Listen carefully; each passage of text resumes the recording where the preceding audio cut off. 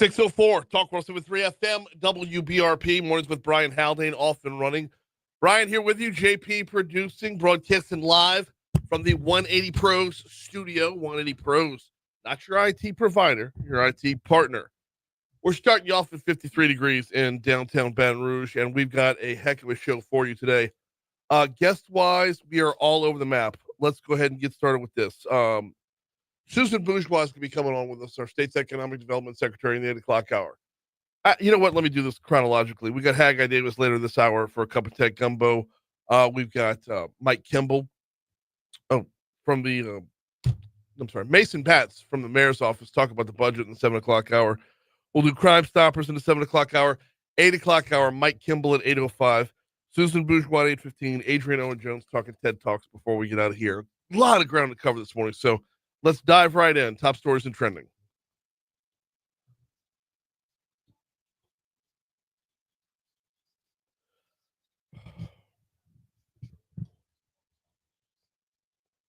Number 5.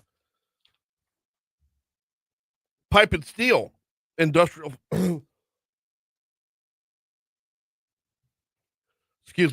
Pipe and steel industrial fabricators is investing $5.1 million to expand their steel and processing fabrication facility out in Livingston Parish. This is to increase beam cutting capacity and support continued growth in the state's manufacturing sector. The company is expected to create 20 new direct jobs with an average annual salary of $62,400 while retaining 70 current positions. Number 4. The Baton Rouge Police Department says officers are cracking down on illegal street racing meetups after a participant shot at an officer over the weekend. Videos posted to social media capture the recklessness and lawlessness of the meetup that took place on Mammoth Avenue Saturday evening. Besides the stunt driving, the videos show multiple gunshots fired from different guns. According to BRPD, 17-year-old Hazel Munoz fired one of them at an officer, which we covered that yesterday. Chief Moore is going to join us next Tuesday to talk about measures that can go further on the crackdown. Number 3. Southern University broke ground on a new law clinic yesterday afternoon. Our news partners at WBRZ were out there. They said the facility is going to provide free and easy access to the court system while preparing students to enter the field. New offices, mock courtrooms, other facilities are all included in the building's construction. Number 2. Early voting is open right now for the November 15th election and runs through Saturday of the Secretary of State's office. Important to remember, both LSU and Southern play home games on Election Day. The Tigers have Arkansas at 11:45. Jaguars have Texas Southern at 2 p.m. And once you're on campus, you're not leaving. Number 1. Mayor President Sid Edwards has submitted his budget proposal for the new year. The general fund is more than $15 million lighter. Yes, there are cuts all over the place. Yes, the Thrive Plan is involved with this. No, it's not perfect. But we'll talk about that with Mason Batts coming up at 7:15.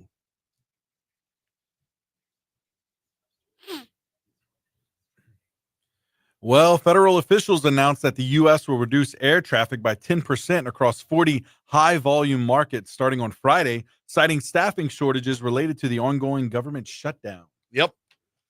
They'll start to take a bite out of business as well. So, all right. Well, somebody's going to talk at some point, right? Yeah, I look at one estimate. It was 1,800 flights and 268,000 seats. Okay. So, man, it's tough, but yeah, I mean, what can you do? That's a lot of business not getting done. That's right. Speaking of business getting done, Elon Musk is awaiting the approval of a new contract with Tesla. If approved, he'll be well on his way to being the world's first trillionaire. It's just stupid when you think about it. It's just the numbers aren't even real, I had to double take. That. Yeah. Trillionaire. Not a typo. Wow. Oh. Yeah, doing some research here. It looks like if he doesn't get what he wants, apparently if he's denied, then it raises the possibility that he may pursue other interests. So what is that? What else is he gonna do? Who cares? Like, I'm just if I don't get my way, I'm gonna take my ball and go home. Right. Okay, fine. Go. Yeah. It's spoiled, bro. It's not the amounts, it's the audacity that you think you're that irreplaceable. Yes. That's a good point. That's a good way to put it. Hey, in other news, a little lighthearted here. This is some good news. It's not just Baton Rouge. It's not just a Baton Rouge tradition, rather. Dodgers catcher Will Smith worked a shift at the drive-thru at a Los Angeles Raising Cane's to celebrate the World Series win. I mean, we always see that. We saw that with the original Canes on Highland Road when the baseball team came home with the College World Series title. We saw when the women's basketball team won it, they all pull a shift at Canes. So, Love to all see right, that. good to see the Dodgers doing the same thing out there in LA. Good stuff. Yeah, 609 Talk 107.3 FM WBRP. We are due up for our first break.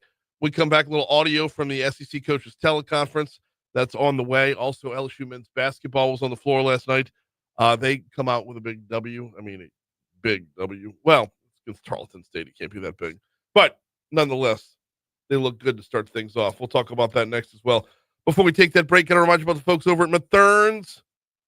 They're downtown on 3rd Street. They're in the Nicholson Gateway Shopping Center right across the street from Tiger Stadium, and they're on Highland Road just west of Kenilworth. And as Thanksgiving approaches, you know what I'm going to tell you about, the catering trays.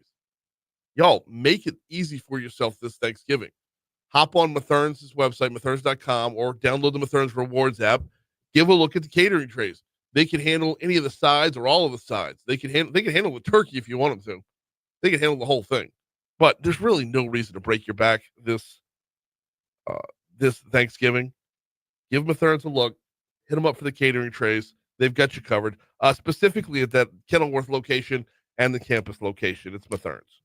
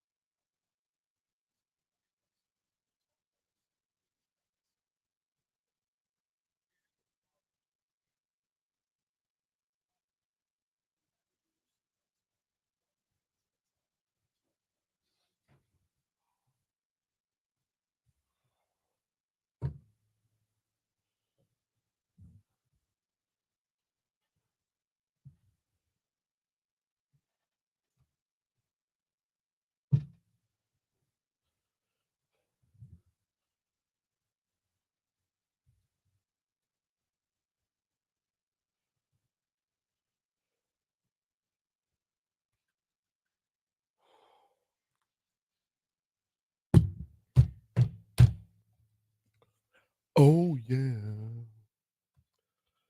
614, Talk 107.3 FM, WBRP, mornings with Brian Haldane, rolling right along. It is sports time. Let's dive right in. Going to start off with the SEC coaches teleconference yesterday as LSU is preparing to take on Alabama this weekend. Frank Wilson hit the conference. Let's start with, where is Whit Weeks right now? He's missed a couple games already. Will he be back this week? Whit Weeks, not as much. I think he's probably more doubtful at this time, considering today. We'll see. We'll see in today's practice how he looks. So we're hopeful, but I'm not quite sure. Okay, well, that does not. You can say he's hopeful. It doesn't lend a lot of hope. Meanwhile, you'll be taking on Ty Simpson for Alabama, who has really been impressive throughout the season, just grown more and more impressive as the season has worn on. How's he? How are we looking to face Ty Simpson? The director of their team, he orchestrates it.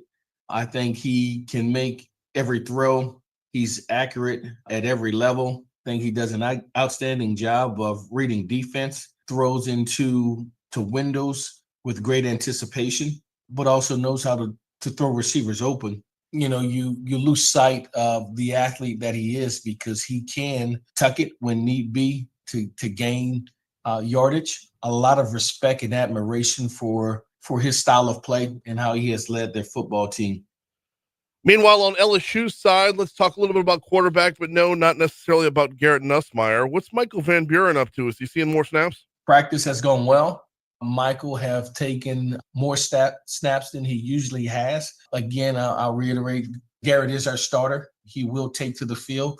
He will get every opportunity to do the things that we think he can do to help our football team. And there'll be opportunities that'll arise in the game that may present itself that Michael will have opportunity as well. He's practiced really well. He understands that any moment he can be called into action. As we continue the game plan, there are pieces in it as you work the areas of the field from coming out to freewheeling zone to red zone, all the way down to goal line and short yards in between. Exactly where that'll fit, we have to figure that out. Okay. I mean, that sounds about as surefire that we'll see something. Curious, what is the all-in drum? You know, it's something I learned years ago from Pete Carroll, and over the years I have continued to carry with us since probably 2005, and it representing the drum being the heartbeat of the football team and making clear understanding and distinction that when the football goes into play, the game starts. At the end of the game, the referee will hoist the ball above his shoulders, indicating the game is over. So for our special teams unit, they breathe life into the game. And so being a tone setter, whether it's the kickoff return team, the kickoff coverage team, is pivotal to us to be able to start fast and breathe life into the game. And so I wanted to bring that symbolism, if you will, of the heartbeat. So we could charge our special team. We could charge our team that when the ball goes in play, life has been injected into us. And we use the drum to be symbolic of that. All right. If you weren't visualizing Matthew McConaughey and Leonardo DiCaprio in The Wolf of Wall Street sitting down for lunch with the heartbeat drum there.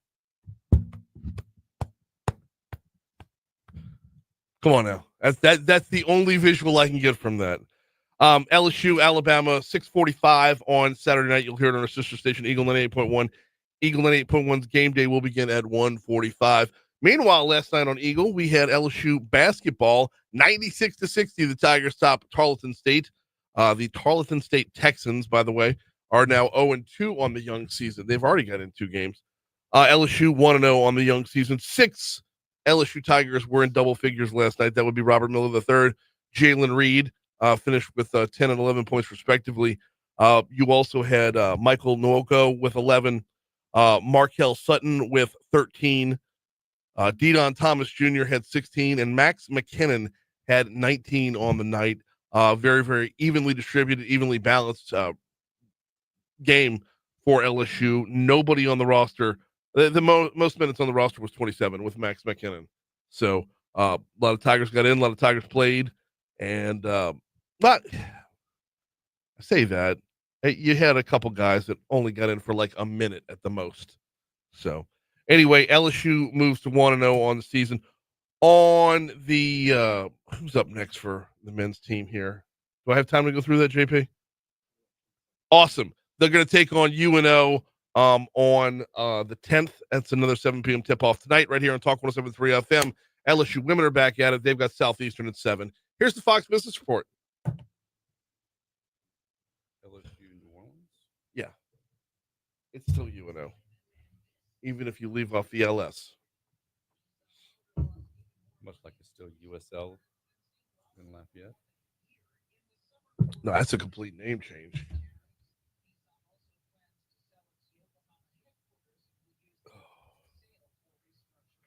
Oh, yeah.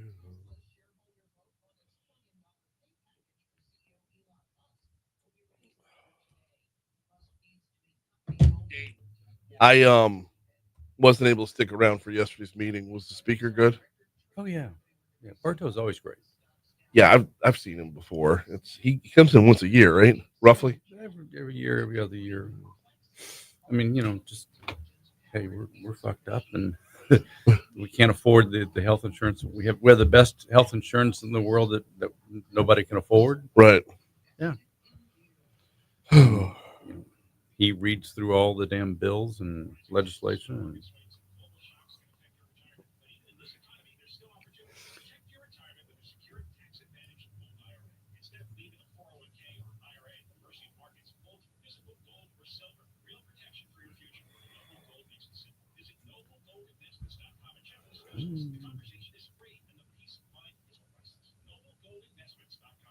And And Troy, you're out there.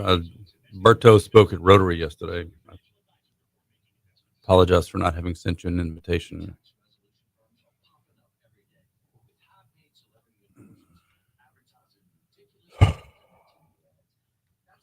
Good morning, Christy. Welcome in, Boo.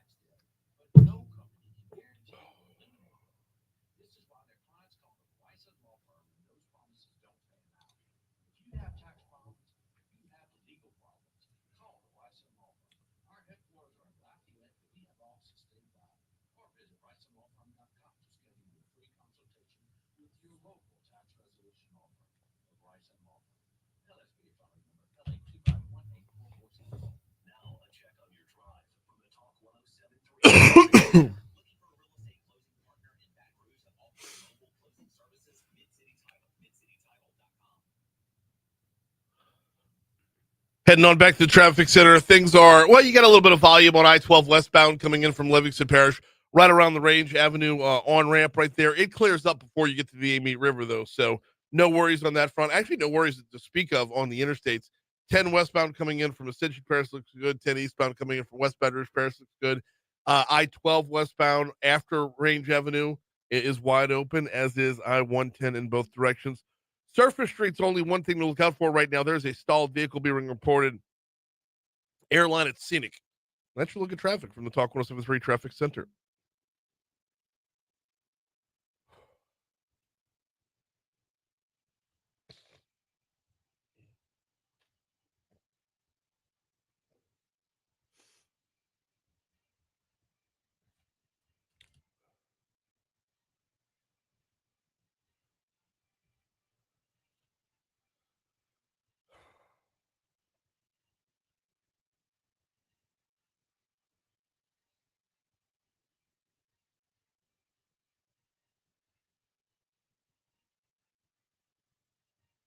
I'm going to send you a cut from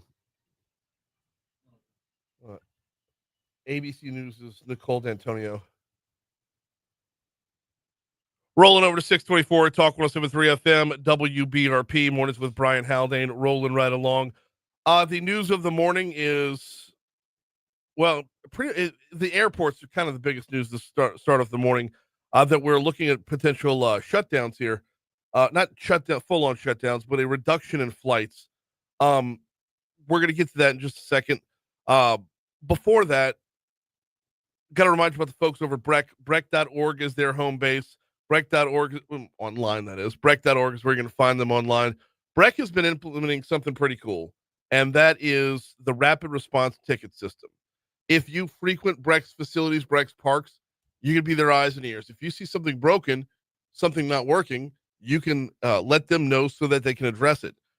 Just send a text to 225-310-BRECK, 225-310-BRECK, and they will get it covered. They'll get it kind of moves right to the top of the list right there. So they've got that for you. And of course, as we move towards the holidays, Breck's got your camps as well. Just start it off at breck.org to learn more. All right. Let me, we're getting a little bit done here on the back end in real time as I was looking for the reports on what we can expect at the airports as we're looking at, kind of a rolling back or slowing down of, you can't have the workers out there, the TSA workers out there without paying them for, forever.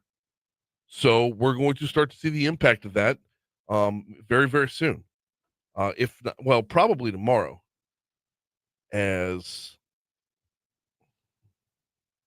the longest shutdown in history continues. The Senate is not currently scheduled to vote on a House-passed measure to reopen the government today, after it failed to advance for the 14th time on Tuesday. Still, the contours of a deal to end the stalemate began emerging Tuesday. Senators expressed cautious optimism that a resolution remains possible this week. The president renewed his calls for GOP senators to scrap the filibuster, the rule that requires 60 votes to advance most legislation. Doing so would allow Republicans to fund the government and pass other legislation without Democrat votes. One of the side effects of this is that the transportation secretary announcing a 10% reduction in U.S. air traffic due to the shutdown. We're good to go, JP? Okay. ABC News is, we're going to start with Nicole D'Antonio, talking about here is what is the latest, the new details from the FAA. ABC News exclusively obtaining the list of the 40 airports that will be affected, from Hartsfield-Jackson in Atlanta to LAX in Los Angeles, and from Miami to JFK in New York. Sources say the FAA will begin cutting 4% of the flights tomorrow and will ramp up to 10% of flights through the coming weekend if the government is still shut down. So what are we expecting? What kind of advice is being given on this front? Nicole D'Antonio talks about the safety concerns as we're approaching the Thanksgiving holiday.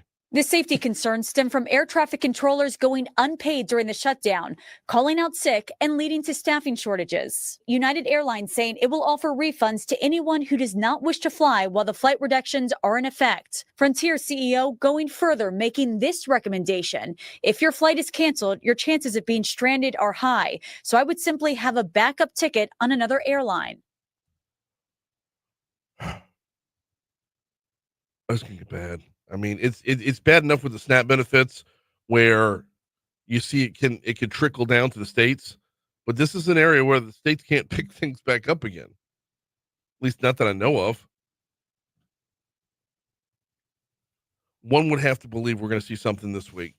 Once this many people, just everyday people, start feeling the pinch, the level of, the level of emergency has to go up along with it. So I was going to try to get one more in here if we could, and that is, no, I'm not going to be able to get this one in.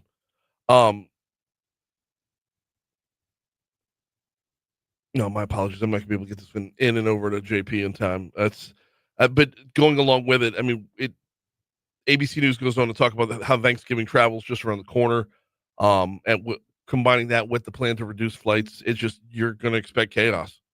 Transportation officials say air traffic control safety concerns due to staffing issues.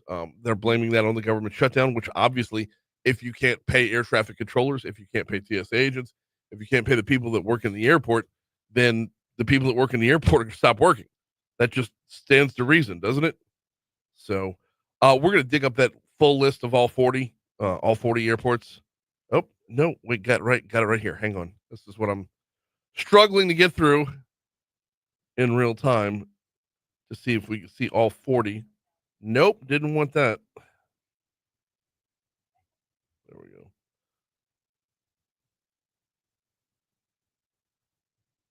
All right.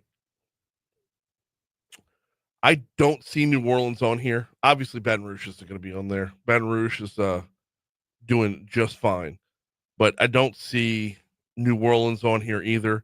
That being said, though, there are a number of outlets where we normally fly to that it's affecting. For example, if you fly into DC, Reagan National is on the list for the trim down. Or one of the other alternatives in Washington D.C. would be Baltimore. They're on the list as well. Dallas Love Field's on the list. You heard her mention Atlanta. Hartsfield Jackson's on the list. Going through here, LaGuardia in New York, Los Angeles International's on the list.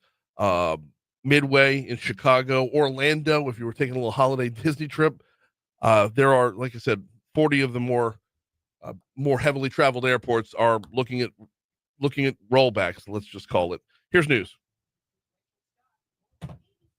I don't know why this was so hard to get without pop-ups. Not pop-ups like pop-up ads, but video stories being fed to me from ABC. I'm supposed to be getting on a plane Monday morning, flying to Dallas for the week. DFW? DFW is not on here. It will be.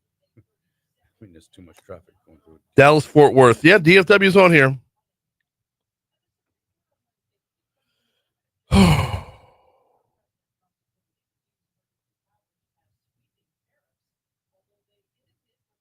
So we'll be out next week. Good to know.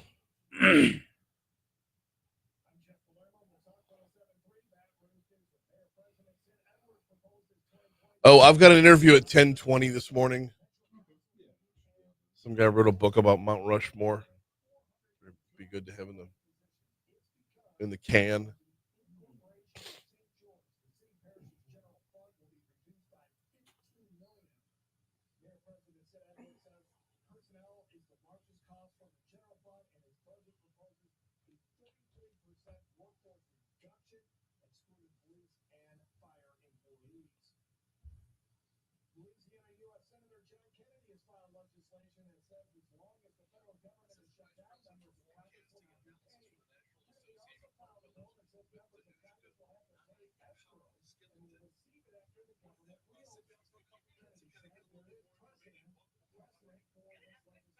Is that too much background noise to play in the air?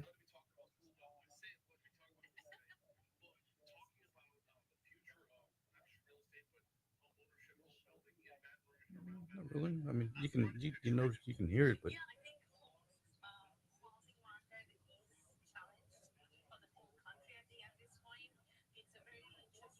It's a lot. it's a lot.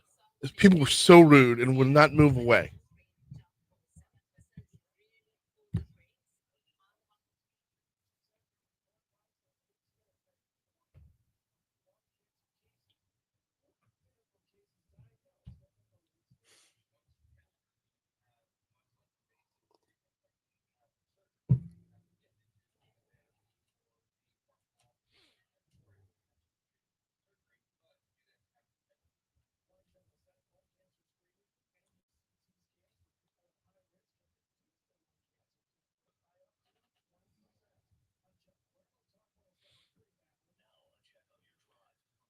So, I want to start with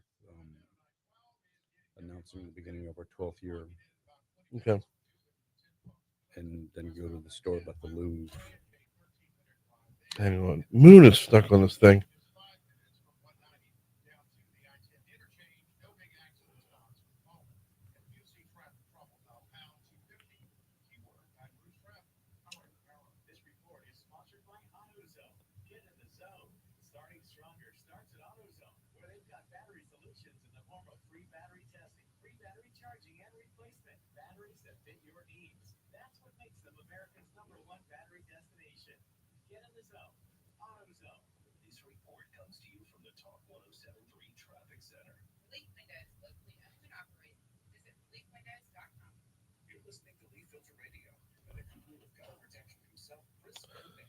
All right. So start with 12th year, you said? Yeah.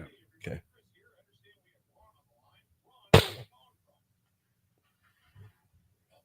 I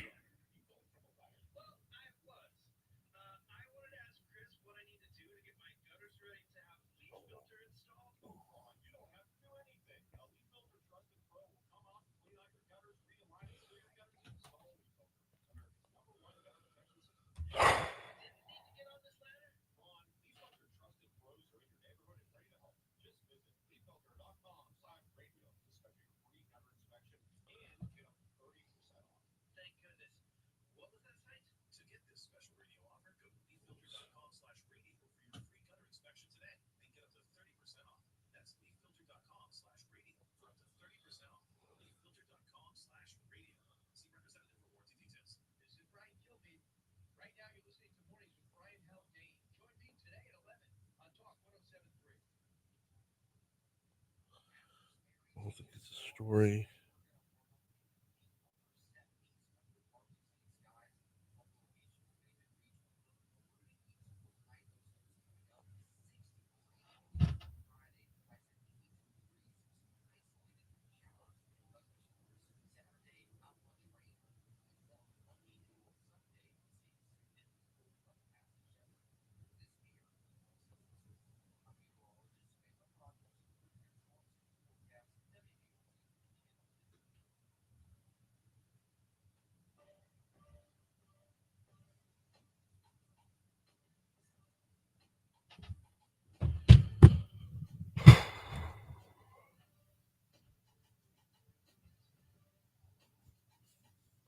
We're going to start with the Louvre as well.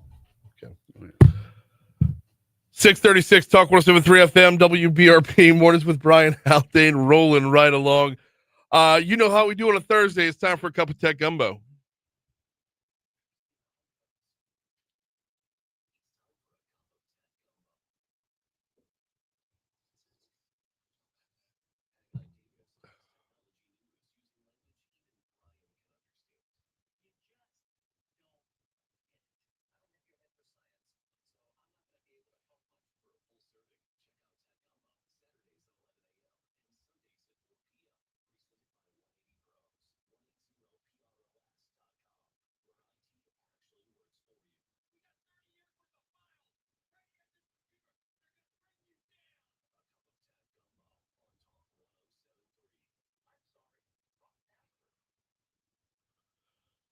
Oh my goodness. How are you, sir? I'm great, Brian. The full serving of tech gumbo is moving into another year. Y'all been on for 12 years now? We're starting our 12th year of doing Tech Gumbo. I'm so excited. But I have to tell you, I'm because I own the whole Tech Gumbo show. If I can't pay myself $1 trillion, I'm got to decide whether or not I'm going to do it again. You need to walk, dude. You need to walk. Either I pay $1 trillion. got to negotiate with myself Yes. a little better because I think I deserve $1 trillion. Anything short of 4 commas, and it's just not worth your time. You know, That's the why. value of Tech Gumbo. It's worth $1 trillion. I agree completely. If for no other reason, then y'all have all the tech needed to protect the works of art that are in the Louvre. This is the most amazing, frustrating, and stupid story we've done probably in the 12 years we've been doing the show. The Louvre, the international icon of treasures that are housed in this building in Paris. This heist where they stole the crown jewels of France has brought to the attention some of the security features, the cybersecurity features specifically. The surveillance cameras, the system that runs the surveillance cameras had a password. Okay. The password was Louvre. Loubre, all caps. The operating system for the server that was running the security camera was written by a company named Thales. The password was Thales, Thales. More like fails. That's so good. And it gets worse. Okay. No, how? It was running on a server running Windows Server 2003. Well, there is art in the museum that's newer. There's antiques in the museum Yes. newer than that server. Yes. Oh, good. The Server 2003 operating system went end of life, end of support 12 years ago. Beautiful. Now, look, there's only 8 million a year who go through the Louvre at $35 a head.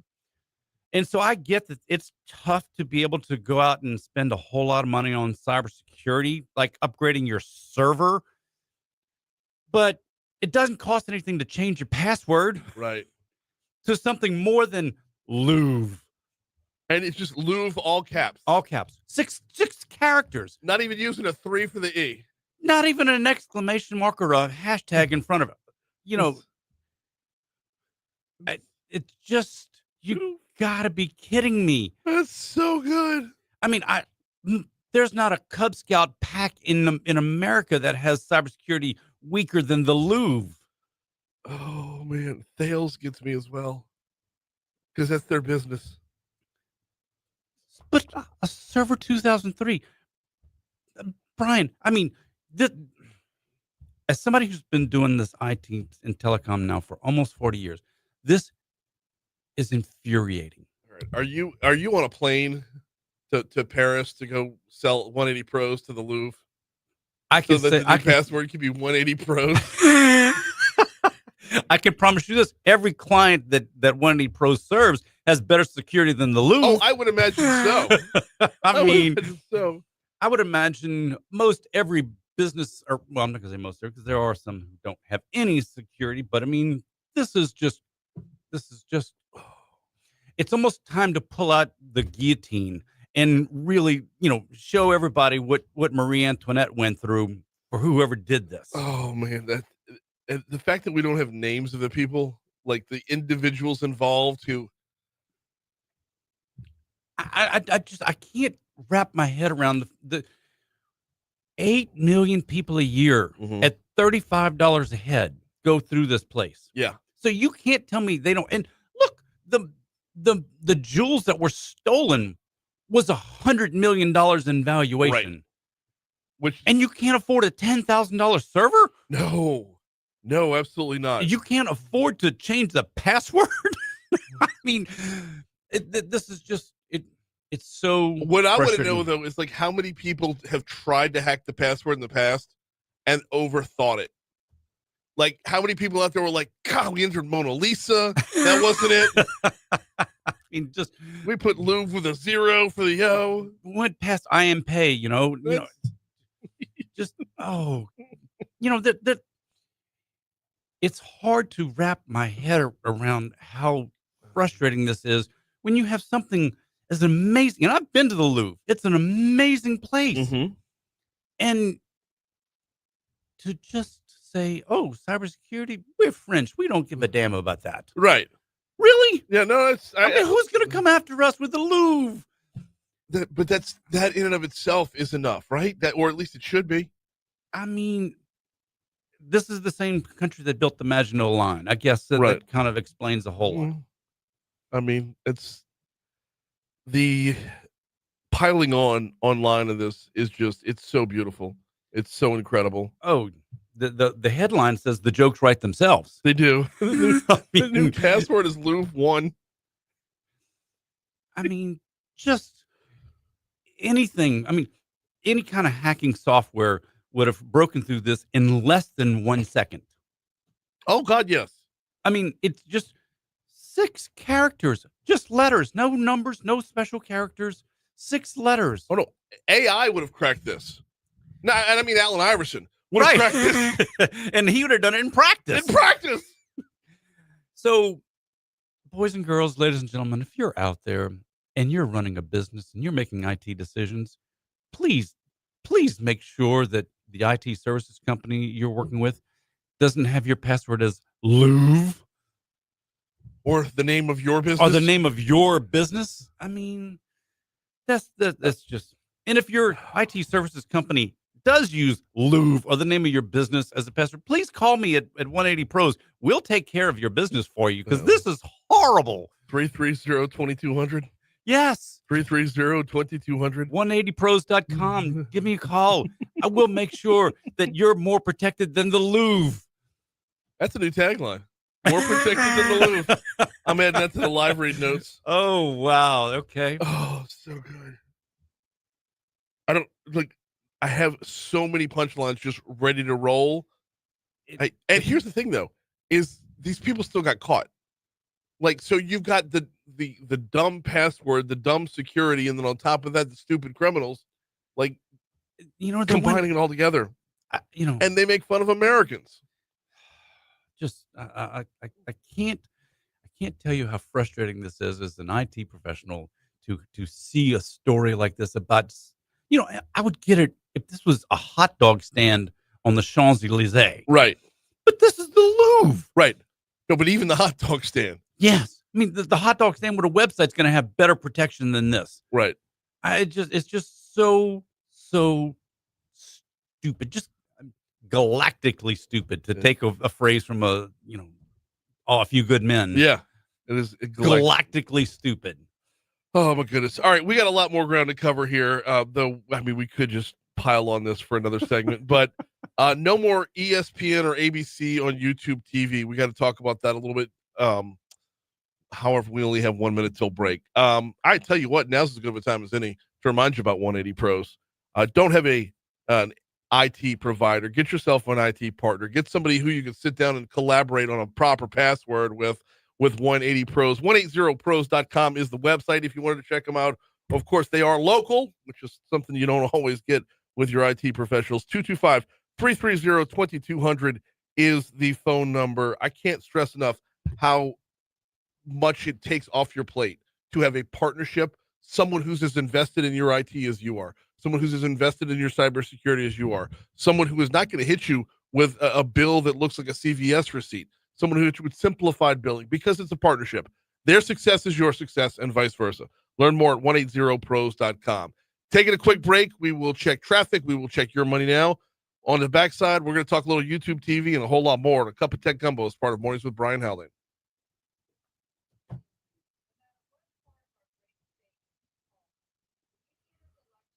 Okay.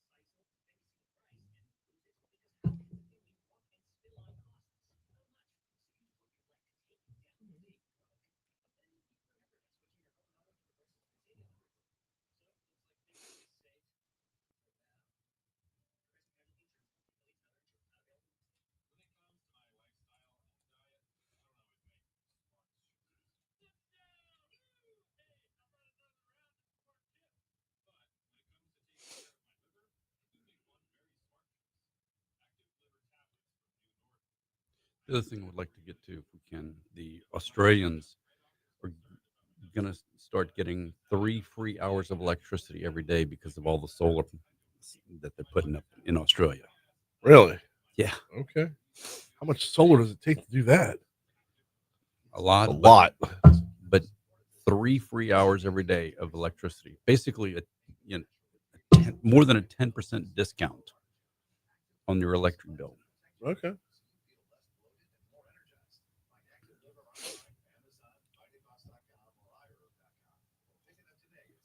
So the Moon is insisting this is a story. God. What story is he trying to bang on? Piper Hutchinson from Louisiana asked Wade Roos about. I saw her. He says we've removed the interim tag. So he's a permanent AD. Well, no, we just removed the interim tag.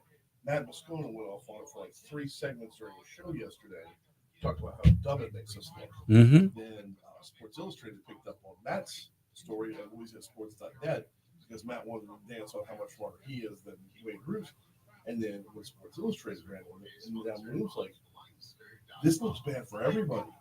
And I'm like, Matt doesn't swim in the political waters. What he's not getting is that it's Piper Hutchinson's job to find ways to make anyone connected to Jeff Landry look stupid. And the people connected to Jeff Landry give her ammo. Now we're into another news cycle with more confusion. I know. And you can't blame the media. No. But He gave the words. If is the one pouring gasoline on the fire, then you kind of get it. You've got a brand new a brand new university president who hasn't taken over yet. What he should have said was, I don't start this job till the 17th. Talk to you then. But he's in over his head. Is he though? What's his qualifications other than he ran McNeese? Well, he's got all For a year. He was a front runner before Jeff Landry put his thumb on the scale. Like he was the front runner before that. He has a PhD. So does Matt Lee. Yeah, I know. I wanted Matt Lee too, but Matt Lee doesn't have the qualifications. He held it down as an interim, but that means you're pushing off all the major decisions. But this guy's been the head of McNeese, Right. Small Southwest Louisiana University for 1 year. Right. That's his qualification. Right. I understand. But what he's done on the workforce front at McNeese has been amazing. In the LNG space, which is why they brought the other guy over to be the chancellor and let Roos go from school to school and find where they like LSUS needs to be a workforce driver for Shreveport. LSUA for Alexandria. Like everywhere that there's an LSU campus, what are we doing to make sure the graduates of that school have jobs? What are we doing to make sure that it's not just wasted degrees or certifications? That's where he's going to be good. I mean, if that's what he's going to do, that's fine. But then I just.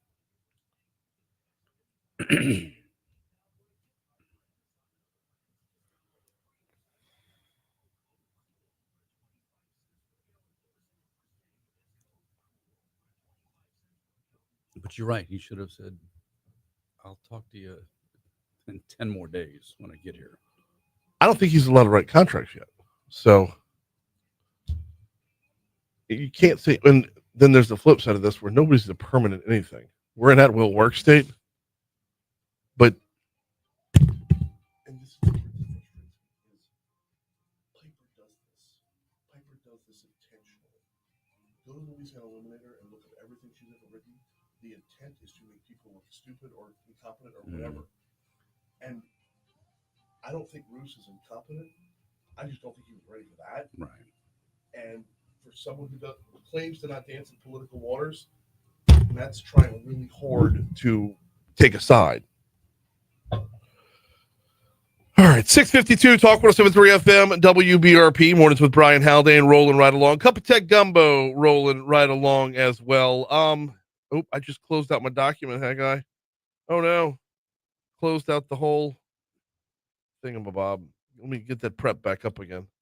That's my fault. I did that. It's only 36 pages. Light one this week? Yeah.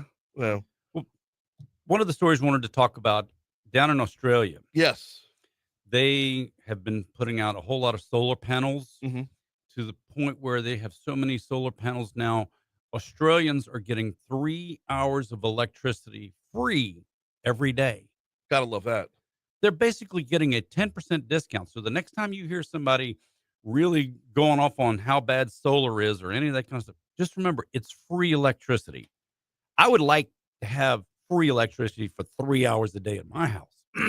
I'd love a 10% discount to have free electricity.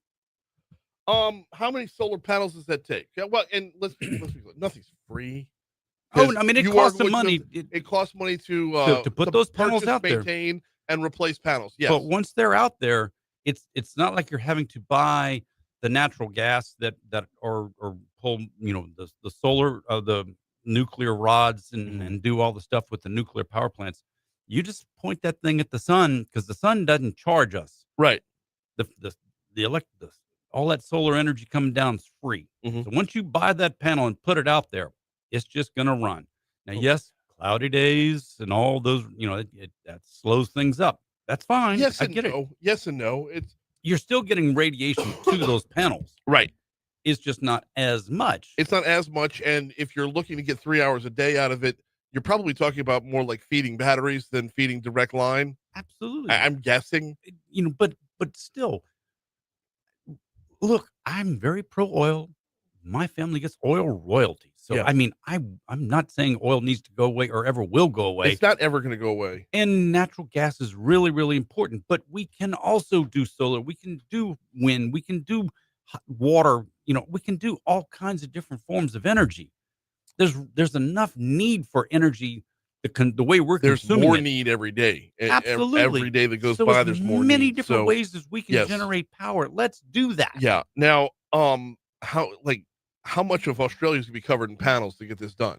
Australia's a big continent. Well, yeah, I understand that. Well, relatively speaking, It's the size of the It's- continental right. USA. but how much do you have to cover in panels to get this done? There's a couple 100,000 of these panels spread around, the different major cities, Mhm. and but it's a lot.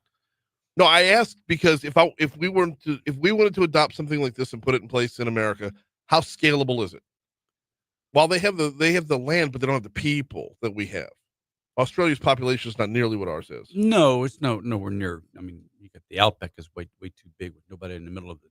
All of Australia's population lives along the Right. coast, but you still have a lot of room. We have a lot of land here in the United States. I mean, there's a lot of areas out there. If we just start putting on top of rooftops, Yeah. for existing buildings, Mhm. cover the buildings with solar panels. Don't have to worry about that big solar plant out there in Port Allen that's 15, 20 acres or however much land that is full of solar panels. There's a lot of places where we could put solar panels that would generate electricity. One of the things I like about this is we're actually seeing it in real time. We're seeing it where anytime you talk about a supplemental form of energy, and we never use the word supplemental, we always use alternative, which I hate that we use alternative. It's supplemental. It's not going to replace anything. It's going to offset a little bit of it. But every time we talk about it, it's talked about in terms of, well, it can't scale. It can't keep up. You can't generate enough solar. You can't generate energy to make solar worthwhile. We see something like this happening in real time, then we get to say, well, how come they can do it? Yeah. How can they can get 10% off their electricity? Yeah. Now, land space, land mass versus population. Australia has fewer people than California. So Sure. and how much are they consuming versus how much we're consuming? I don't know what the comfort level is for air conditioning in Australia. I would imagine they probably rough it a little more than we do here. No, they have AC down there. That's Yeah. I'm sure they have I've AC. been to Australia. I'm not saying they don't have AC. I'm saying they're not, You go up on the Gold Coast and it gets hot up there. Oh, yes, absolutely. Get down in Melbourne where it stays But, a lot cooler. Sure. But are they consuming at the same rate that we do? Is what I'm saying. Yes. Okay. All right. I mean, They have all the creature comforts that we have here. are they as fat and lazy as we are? Maybe not. There's a lot That's of. what I was trying to get to without getting to, Haggai. I was trying to be nice. They're wonderful people. No, they are. I'm just kidding. I'm taking shots at us. I know. All right. We got about 2 minutes left. I do want to touch on ESPN and ABC are gone from YouTube TV. Is this going to hurt YouTube TV more, or is it going to hurt ESPN and ABC more? Well, in my opinion, I think the Disney folks are saying, "Hey, look, you don't need that YouTube channel. Just come get our app. Right. Just pay for the app, and you can get everything you need The through Disney us." Plus. The Disney Plus package, and get your Hulu and your ESPNs and your ABCs and everything. Mhm. If you want that YouTube TV, that's fine. But we're just they had a contract. Yeah. And Disney decided, well, you know what? You're not paying us enough to have our service. We want more. And YouTube's like, hey, we're under contract here. Right. And Disney said, no, we need more. And so we just yank our stuff off your platform. Okay. Is this going to hurt YouTube TV though? Like that's the part that I'm. You know, it would hurt if I was a YouTube TV subscriber. It would I hurt am me a YouTube TV subscriber because ESPN is one of the few things I watch on TV anymore. Yeah, and honestly, so I missed Monday Night Football, so I haven't even noticed yet. But I'm sure I will tonight for Thursday Night Football. Well, that's Amazon Prime. That's not even. Oh, I'm ESPN. in college. Oh, okay. Get a full serving of Tech Gumbo Saturdays and Sundays right here on Talk 107.3 FM and anywhere you get your podcasts on demand. Always appreciate it. Thanks, Brian. Here's news. Oh God. Scratch out Kennedy at 7:55 and put in this day in history. We got Mike Kimball coming in at 8:05. Oh.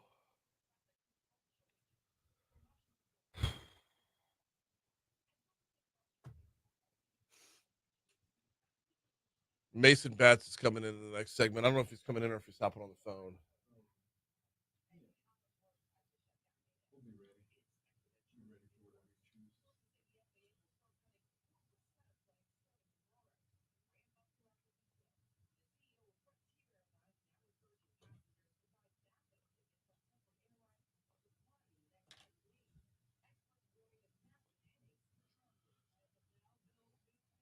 There you go. There's Renee said she's canceled YouTube TV.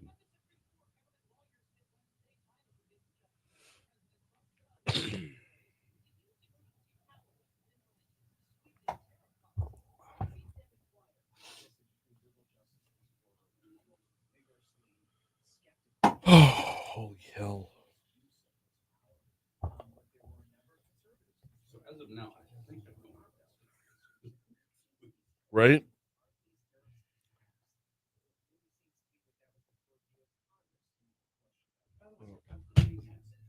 What's the JP? Is that your middle name? Yeah, John Paul. Okay. And he's, not, junior. and he's not even Catholic. How do you be named John Paul and not be Catholic? Yeah, my dad. I'm a junior, so in our family, it's always like my wife calls me John Paul. Friends call me JP. Coworkers call me John. Usually, so yeah, the Paul's. Yeah, it's Paul. Okay. Well, that makes sense. You might want to explain that every now and then. This is why. Well, because I was like, whoa. JP. I said to you all the time, I didn't realize what the JP was to this. He was not your I- last name. No, that's LaBeouf. I think, yeah, it was. I think Brian's.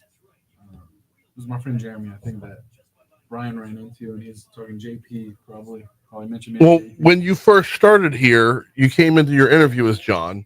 Yeah, that's a and professional then- thing to do. I don't then wanna, when we- JP. When we first started on the air, it was John. And then the first time Rocco came in, he tells Rocco, my friends call me JP.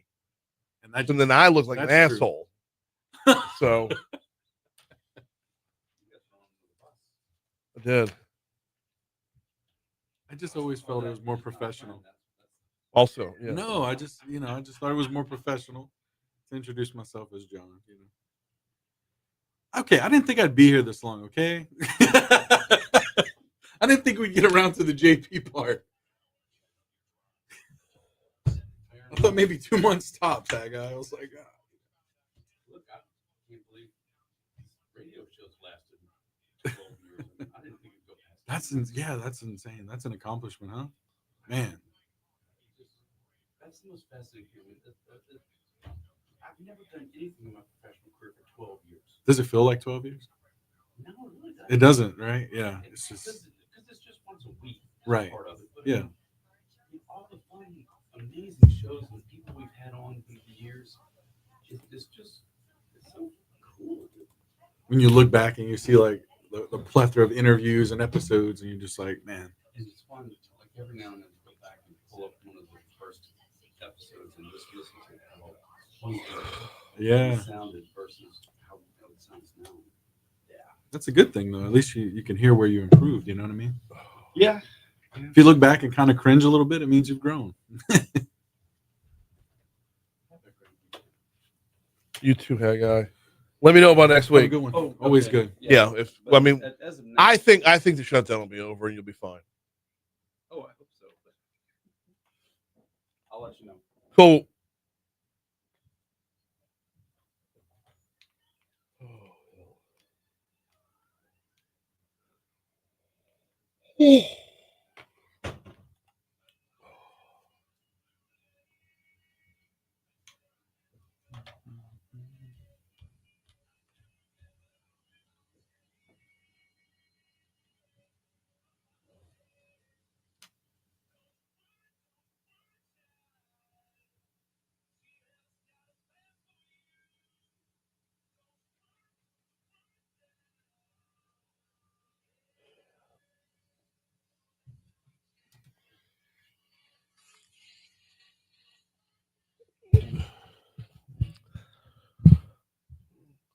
$7:05 Talk 107.3 FM WBRP mornings with Brian Haldane rolling right along. Hour 2 coming your way right now.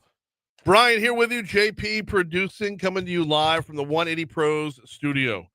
180 Pros. They'll get you a better password than the Louvre. 54 degrees in downtown Baton Rouge. If you weren't listening to the beginning of A Cup of Tech Gumbo, turns out after the Louvre heist, they learned that the password for the Louvre was just Louvre. Gotta love it. Gotta love it.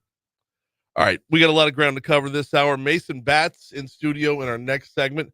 Talk about the city parish budget. We got Crime Stoppers coming your way later on this hour. But first, before we get to anything else, top stories and trending.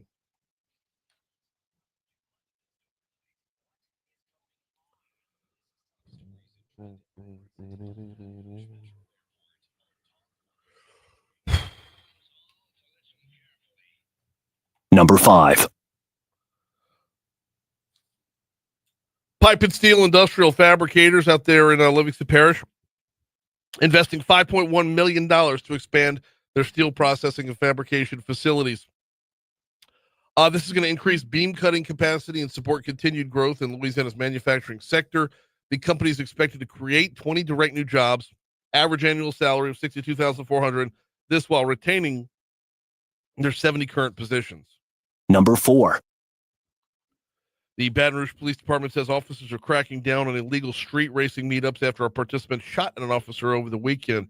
We heard the story about 17-year-old Hazel Munoz firing at an officer the other day. Well, there's a lot more to it. Videos posted to social media capture the whole incident of a meetup that took place on Mammoth Avenue Saturday evening. Besides the stunt driving, the video showed multiple gunshots fired from different guns. According to BRPD, Munoz fired one at an officer. TJ Morse, Chief TJ Morse, is going to join us next Tuesday to talk about measures that can be taken to further crack down on this. Number 3. Mayor President Sid Edwards has submitted his budget proposal for next year. Tell you what, I don't need to tell you more about that right now because we got Mason Batts in our next segment to cover it.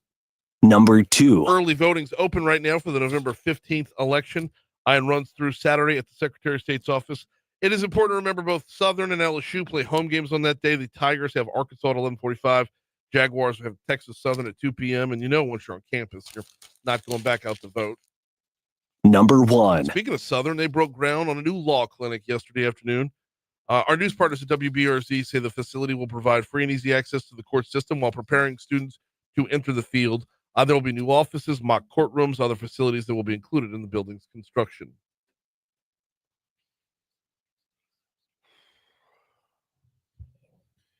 Well, federal officials announced that the U.S. will reduce air traffic by 10% across 40 high-volume markets starting on Friday, citing staffing shortages related to the ongoing governmental shutdown. So Baton Rouge, not one of the airports. New Orleans, not one of the airports. But if you are going to any of the major cities, you want to check this list first because Reagan National's on the list, DFW's on the list, Hartfield, Atlanta's airport's on the list. Orlando is on the list. Like, double check before you if you've got a scheduled flight because where you're leaving from might not be on it, but where you're going to very well could be. Very good point. In other news, Elon Musk is awaiting the approval of a new contract with Tesla. If approved, he'll be well on his way to being the world's first trillionaire. Wow. I don't know the company that could pay that out right now. A lot of it's based on Tesla's earnings being somewhere in the $8 trillion range. It's definitely front heavy to be sure. Tesla has to be an unmitigated success in order for Elon to get that fourth comma. But no, Elon. No one has that value. And he does say if he should be denied, he raised the possibility that he may pursue other interests. Good. So Whatever that. Go for it. Whatever you want to do next with all the bridges you've burnt. Right. Go buy another Twitter. Oof, man. Hey, in other news, it's not just a Baton Rouge tradition. Dodgers catcher Will Smith worked his shift in the drive-thru at a Los Angeles Raising Cane's to celebrate the World Series win. Did you see where I want to say it's the last 8 World Series winners have all had a Will Smith on their team? It's wild, isn't it? And I want to say there's either 2 or 3 different guys in Major League Baseball named Will Smith, but one of them has been on each of the last, I don't know, it was 7 or 8 teams. What are they? So, maybe assuming the age of some of these guys, what, like mid-30s maybe? Early 30s, late 20s, yeah. That seems about right. Yeah. Their parents saw the Fresh Prince and was like, that's it. Yeah, I guess. Maybe. I don't know. Just coincidence, maybe. It very much. I don't know. Either way. We're at 7:10 at Talk 107.3 FM, WBRP. Need to remind you about 5 Star Printing and Signs. Printshop5.com is their website. 271-4096 is their phone number. Take a look at your business card real quick. You like it? Does it still wow you? Is it going to garner any attention? If not, you're out of sight, out of mind. And not just your business card, but your brochures, all your printed materials.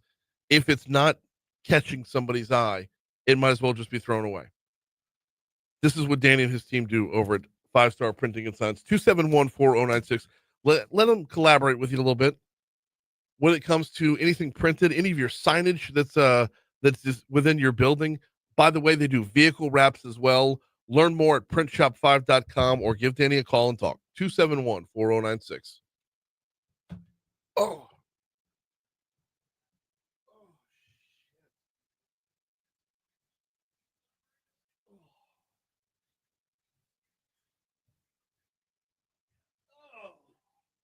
Where you at, Mason?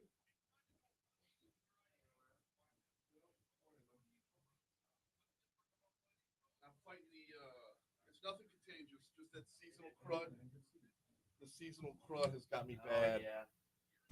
Where I'm all mucinexed up. So.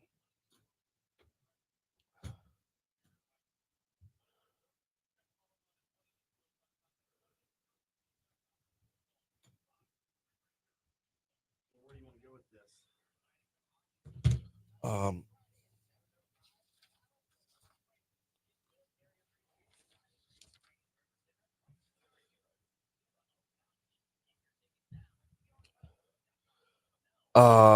Where the budget is lighter.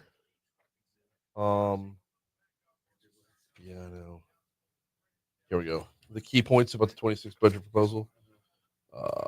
Just talk about how revenue losses came about. It's basically the overriding theme is for the first time in a long time, grown-ups were being real about the money that comes in. Yeah, I think one of the major points is that for years, previous administrations have used reserve funds to keep everything steady, and they spent it down some of those as we've had.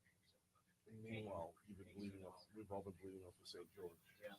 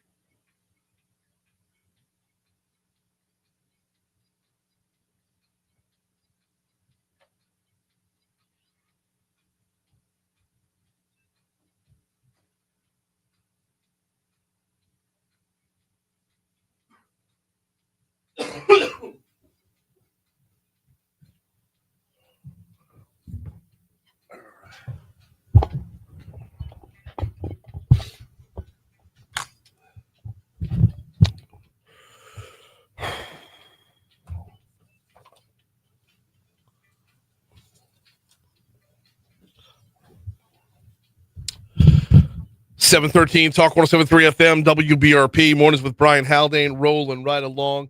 So mayor's office put out the 2026 budget proposal. It is lighter, and there's a lot that goes into the budget, and a lot that we're going to be talking about in the coming weeks or so. Joining us now to begin that conversation, Mason Batts from the mayor's office. How are you, man? I'm doing well, Brian. How are you? I'm very well as well. So budget comes out. What was the biggest takeaway within the budgeting process of like putting all the numbers together? What were some of the bigger takeaways within the office of like what we're physically seeing right now? Well, I think one of the things we saw when we first came in, it takes a long time to put a budget together of this magnitude. I mean, it's hundreds of pages long. So we were working on it throughout the year. And one of the things we kind of first recognized that we were not going to be able to use any reserve funds in this budget. I think previous administrations, for various different reasons, have used the reserve funds to kind of keep everything stable and, kind of keep everything above water. However, we're to a point now that's been spent down so far that we kind of had to look around and say that's not the financially prudent thing to do. It's not right for the citizens. Just to give you one example, the Louisiana Legislative Auditor recommends you have at least 2 months worth of city operations in your reserves. In Baton Rouge, we have just over a month and a week. Okay. So obviously that's a dire situation. We have to, if you're seeing what's going on in New Orleans, they just got downgraded in their credit rating. And because they use reserve funds for recurring expenses, and we said it would not be the financially prudent thing to do that. Yeah, as I understand it, New Orleans, it's about to affect trash pickup. Yes. That was the story over at NOLA.com. Over the last couple of years, EBR has lost a lot of revenue from the city parish. How much of this is directly connected to St. George? Well, there's a good portion of it that is directly related to St. George, but there's also the loss of the American Rescue Plan Act, which we knew was coming. It expires at the end of this year. And then we have about $52.5 million worth of debt in the general fund that's costing a substantial amount of money to pay down every year. Now, the good news is we were able to mitigate some of these things. We were able to come up with about just under $21 million worth of cuts to this budget outside of jobs. We're talking about things, insurance, some reoccurring expenses to be able to streamline government. Okay. So instead of a $35 million cut, we got it down to about a $15 million cut. Okay. That $15 million, how much is that going to sting and where's it going to hit? It's going to sting pretty hard. Where you're going to feel it the most is in DPW, specifically in transportation and drainage. It's a math equation, quite honestly. So when we're not cutting police and fire because they're already so low on their manpower, and it's actually, Ryan, it's more expensive for us to cut those departments because you have to have a certain amount of firemen and you have to have a certain amount of police officers on the streets to keep us safe. And so what happens when you cut fire and you cut police and they have to lay people off? They have to increase overtime. So you end up paying almost double what you would pay versus not cutting them. So that's one of the main reasons they're cutting. So then the highest manpower departments is DPW and specifically transportation and drainage. Okay, so if we're cutting transportation and drainage, and we all are still feeling the sting from 2021 and 2016, how do we mitigate the effects of having to trim down in this regard? Well, I think we're going to have to come up with some creative solutions. There's a chance that we can blunt some of these cuts. Thrive EBRs on the ballot on November 15th. The majority of those dollars are going to infrastructure and specifically transportation and drainage. So we're hoping it passes, but this budget was put together with the assumption that it doesn't, because we have to have a plan ready for the people to have a budget for next year. So let's talk about the Thrive initiative a little bit. Proposals 1, 2, and 3 on the November 15th ballot. By the way, early voting is open right now. That will help free up to move some money around to pay off debt, right? As I understand that money is being primarily used to pay off debt. That's right. You pay off debt, you relieve a lot of the current burden. That's right. You relieve the current burden, you don't have to cut as much overall. That's right. But the Props 1, 2, and 3 aren't going to get it done across the board for the budget. How do we work towards freeing up more dollars to where, because it's just from a straight revenue standpoint, we have a lot of dedicated funds going to a lot of dedicated places. Are we in a position where we can move towards just more general undedication? Well, I think that was the idea with Thrive, and we'll see how that goes next week. But I think that's where we have to look. We have a budget everyone talks about the $1 billion budget, and it is a $1.1 billion budget. However, the part that we actually can control, that the people who the citizens elect can control, and the Metro Council, the mayor's office can do anything to change, is only about $330 million, which is still a lot of money.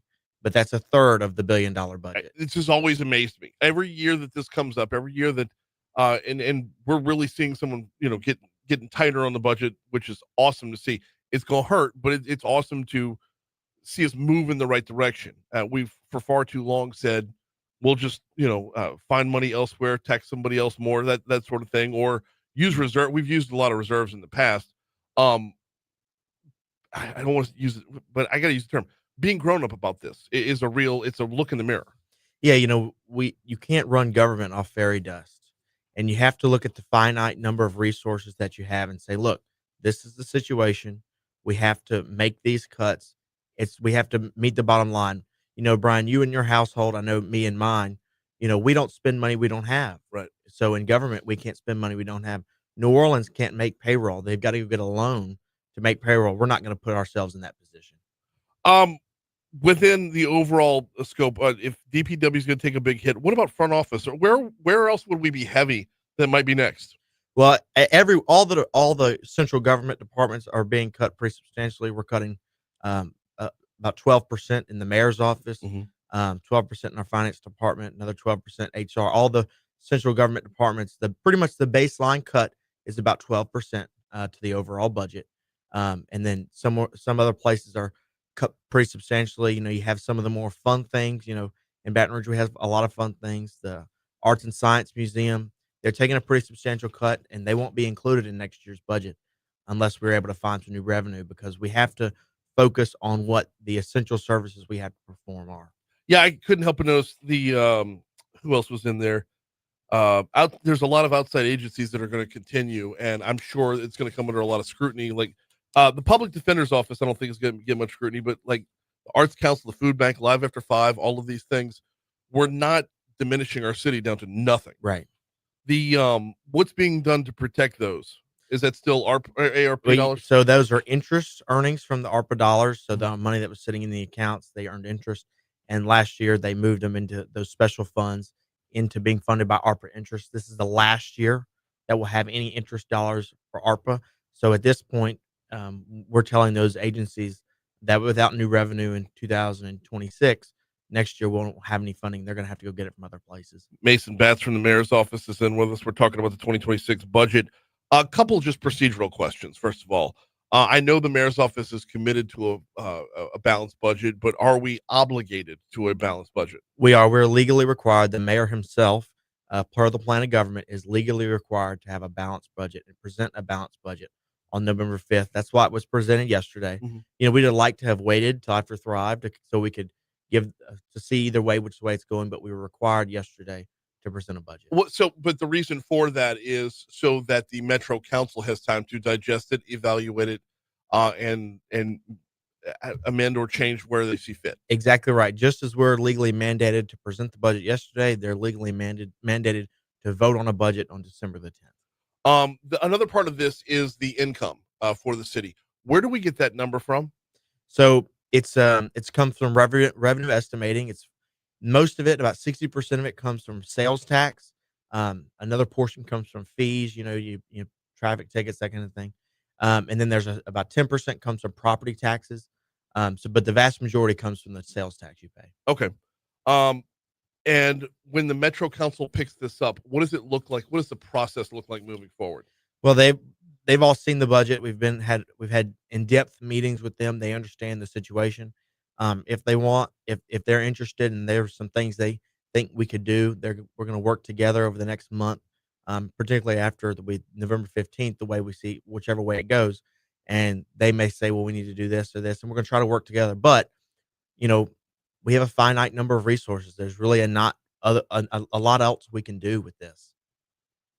Talking with Mason Batts from the mayor's office. And I realize I'm kind of all over the map, but it's a big budget. There's a lot going on here. The $300 million that we can use, and the rest of it being, of course, dedicated funds. The $300 million that we can use, I keep getting stuck on why that number can't be. It's just the percentage wise, it's so dumb where we are now. I realize, of course, where the money's going, it has to go there. But it just, when you look at it on its surface, the general fund is not the biggest fund. And that's what delivers 90% of services to the people. While DPW is taking a hit, how they're taking a hit, but they're not being completely depleted. That's right. I mean, it is going to be it is going to be noticeable. Mm-hmm. But they won't be completely depleted. We're still gonna do road projects and that kind of thing, but we're gonna do everything we can to make this feel make the impact to the services as little as possible. It will be there. Couple more for you before we get you out of here. And I appreciate you hopping on board because this all came out yesterday. Yeah. So there's been a lot of breaking down over the last 18 hours or so. I didn't want to make this segment completely about Thrive, but Thrive's going to play a factor in this. After we find out what happens on November 15th, what can be done to go back in and make, amend here, tweak there? So you want to what do you want to do, assuming it passes or don't passes? Let's do both. Let's start by assuming it passes. Okay. If it passes, what we're going to do, because we're legally obligated to pass the budget or to vote on the budget on December the 10th, we're going to be a little bit restricted on what we can do as far as putting money back. What we are going to do is we're going to generally put money back in the budget. But in after January 1st, when the budget's actually enacted, that's when we can pay off that debt. Mhm. And so we'll put some of the allotments back into DPW, that kind of thing. And then it'll be more specific after we pay off the debt and have that revenue as to exactly. It'll be a regular budget. It's going to take us more than a week and a half to put a real working budget together, assuming Thrive passes. Okay, now let's walk down the path of it not passing. This budget will pretty much be the one that passes. There could be some small adjustments, Okay. but like I said, they have a finite number of resources. You're gonna be robbing Peter to pay Paul. If you I want understand more money, that for sure. Yeah. you want more money in one area, you got to take it from somewhere. Well, and that's where with props 1, 2, and 3, using that money to pay down debt means that you still have dollars that we can work with today. That's right. That like paying down the debt frees up money tomorrow, not today. That's right. So that's where that comes in. The flip side of this is if props 1, 2, and 3 don't pass, there's going to be whole departments that just we lose out on. That's exactly right. And that keeps getting lost in the whole Thrive discussion is the fact that if you don't vote for prop 1, 2, or 3, whichever one you're saying no to, you're saying no to. You're not saying I don't want this money moving over to the city. You're saying no to the Council on Aging. You're saying no to mosquito abatement. You're saying no to the library being funded at all. That's another part of this. A part of that $1.1 billion budget is the library. They actually in their budget assume Thrive passes. Yeah. And if it doesn't, well, because that's where their millage is at all. That's all together. That's all their money. So they have, and if it doesn't, we're gonna have to come back and, like I said, in January and make some substantial changes to that. Yeah. Well, yeah, because the library is going to cease to be. That's that. It keeps getting lost in the discussion. We keep talking about it's not a new tax. Well, I understand that, but is it going to go up a small amount? I understand that. If we say no, it goes away. That's right. Plain and simple. All right. Walk us through process as far as the Metro Council's dates that they've got set to make sure this is staying on track. So over the next month, there'll be 3 or 4 meetings that are public meetings. Then you'll have department heads. They'll present their part of the budget. So people like Fred Rayford in transportation and drainage, he's going to kind of lay out what this looks like for his department. And Fred is going to do as good of a job he can, but he's going to lay out a pretty bleak picture that we're dealing with. Wow. And then, like I said, on December the 10th, the Metro Council will vote to approve a budget. Poor Fred. I've been saying since I've taken this chair, I've said until we can clone Fred Rayford, we have failed as a society. That's right. If 2 Fred Rayfords, we could probably cut a lot more out of the budget. We probably could. I mean, we want to give the first one, the original Fred Rayford, some time off, and let's work the second one like a dog for a little while. That's right. As opposed to working Fred like a dog, as we have for so many years. His part of this it's going to sting the most, but at the same time, that department does the most. Right. What are we not thinking about behind the scenes that could be affected? I know clearing and snagging and all that other good stuff. We see all that coming. What are we not thinking about behind the scenes? Well, and another part of DPW, people complain about grass not getting cut, and it doesn't get cut enough. A lot of places it's about once a month. Well, we are laying off maintenance workers. We're having to reduce contracts. A lot of these things have been outsourced, and we're having to reduce those outsourcing contracts. And people are going to see it. It may get mowed every month and a half instead of every month. I mean, people are going to feel that. I got to ask you this, and I apologize if we're walking in a hypothetical that the mayor's office doesn't want to take on yet. But when we've seen grassroots efforts from different places in the past, are there areas for more grassroots efforts to where the city parishes and, for example, we have Keep Tigertown Beautiful, we have Clean Pelican, we have a bunch of different organizations out there that go out and pick up litter. Would there be room for a Keep Tigertown Cut, Keep Tigertown Flowing? Like, Yeah, I certainly think so. We've worked really good with Jennifer Richardson. Yeah. We've helped her with some. But can we get her a P-row and go clear and snag? Well, you get it. We can. You get into a bit of legal issues with that, but I see where you're going, and I agree. And the reason I know that is because I've asked. Okay. I had the same idea. I think there's certainly some ways we can work. We just got to have the money to buy the P-row. The P-row is cheaper than the health plan and the life insurance. That's right. For the person you'd be paying otherwise. So, in the meanwhile, the budget is out there.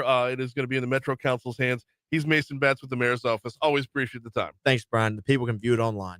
Yes, it is up online as well. All right, we're at 7:30 at Talk 107.3 FM at WBRP. We'll take a quick break. When we come back, it'll be time for Crime Stoppers. Hey, don't forget, LSU women's basketball back at it tonight right here on Talk 107.3 FM. They've got Southeastern. Pre-game is set for 6:30. Tip-off at 7 right here on Talk 107.3.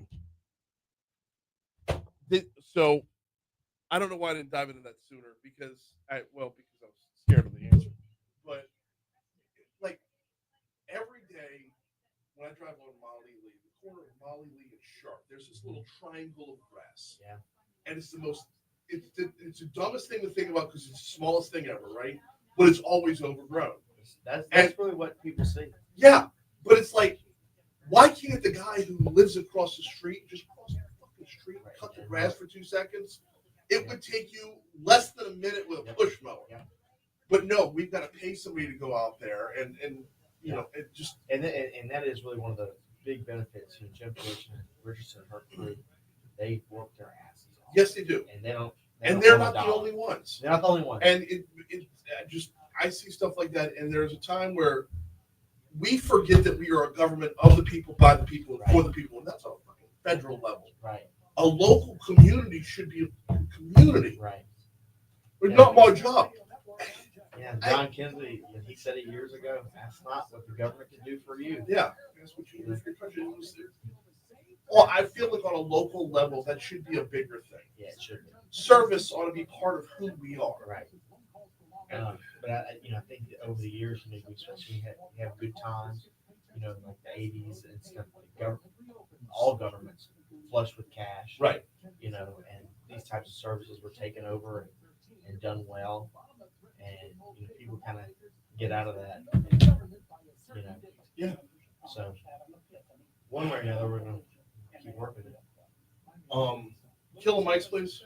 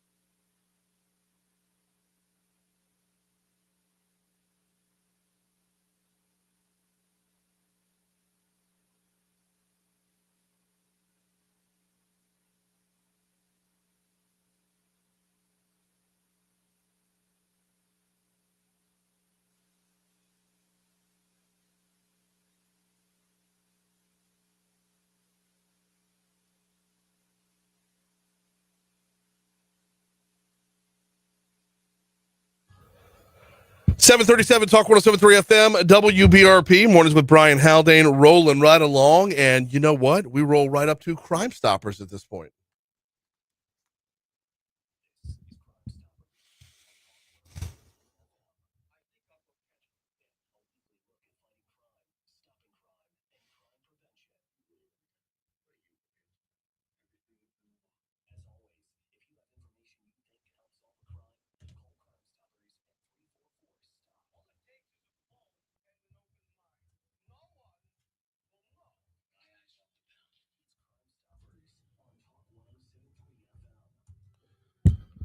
Yes, it is time for Crime Stoppers, and we welcome in Johnny Dunham, who heads the whole thing up over there. We welcome in Ned Fasullo, who tries to keep up with Johnny on a daily basis. How y'all doing? Yeah, that's how y'all doing this morning. Good, great, excellent. We got a lot of ground to cover today. I want to start with what's coming up on the calendar here as far as the upcoming concert. So December 6th, Holiday Sinatra is another concert we're doing in support of Crime Stoppers. Trying to raise some more money for them for educational programs and for our kiosk program that we're in the process of putting together. So tickets are on sale now. We've actually pre-sold close to 200 tickets so far. A lot of media will start for the concert in the next few weeks. HolidaySinatra.com is where you can buy the tickets. Okay. Holiday Sinatra is Sinatra is kind of, I don't want to say synonymous with the holidays, but has so many, well, because he's synonymous everywhere, right? Yeah. I mean, it's but so many great Christmas classics. Well, we're gonna have Hugo and Ashley back with us singing. Awesome. And so there'll be a lot of classic Christmas music, but it'll be, Ella Fitzgerald, Peggy Lee type stuff, Frank Sinatra, Dean Martin, all of that stuff. And then some regular music mixed in the second half of the show just to get people out the door. But Fun. it's gonna be big. Again, 17-piece big band, digital screen behind us showing old Christmas movie scenes. It's gonna be really cool. Give me the date again. December 6th, LSU Union Theater. Okay. It's the night of the SEC championship. We don't have anything to worry about there. We don't. As soon as yeah. I'm booked for a DJ gig, so I already know. I'll have A&M on in the back in the green room if anybody, or in the intermission room. They've still got a month to tank that. Texas 8-4. Yeah. By the way, if you didn't go to the Bobby Darin tribute concert, you just completely missed out. It was a hell of a show. So this one's going to be awesome as well. In the meanwhile, we got a lot more to talk about on the crime fighting front. Johnny, let's talk a little bit about the kiosks and what's available out there for just the resources people have. Yeah, right now we have 6 kiosks. These kiosks that we have are really old. We have them in the DMV, at courthouses, different places, and they continuously run our most wanted fugitives, as well as asking for tips and information and crime tips to the public. But it's a way for us to get in front of people to, be able to show, who's wanted, and to call Crime Stoppers and obviously get remain anonymous and get a reward. Well, Ned kind of brought us an idea of maybe upgrading these kiosks. The kiosks that we have now are small. I think the screen size on them is probably about 18 inches. But Ned had an idea that we get some bigger kiosks, new updated kiosks, 55-inch kiosks, and kind of post them in different locations around town to kind of spread that reach out. And so he's kind of taking the lead on that. So what are they? They would basically be the same function as the website, just brought to the people? A little bit. So think of it as a combination of the web content from Crime Stoppers and an indoor billboard like a Lamar or somebody like that. Okay. So we put the kiosk in high traffic locations. Like we want to get them in the student unions at the colleges. We want in all the courthouse buildings and all the parishes, that we're in, some Walmarts, some grocery stores. And in turn for letting us put the kiosk in and run Crime Stoppers content, which is just in a rotation, the person or the location can run their own content, and then Crime Stoppers can generate additional educational operating funds by selling ad space on the screens in between their stuff. We had a great donor step up and give us enough for probably maybe almost 8 kiosks. Okay. Is how the math works out. But you can brand the kiosk for yourself. So we've got corporate sponsorship opportunities. If you want to be a part of this program, you can do it. And these are, again, they're all going to go in very high trafficked places. want to talk. So I don't want to get too deep in the weeds, but I'm very, very curious about like funneling the information to these kiosks.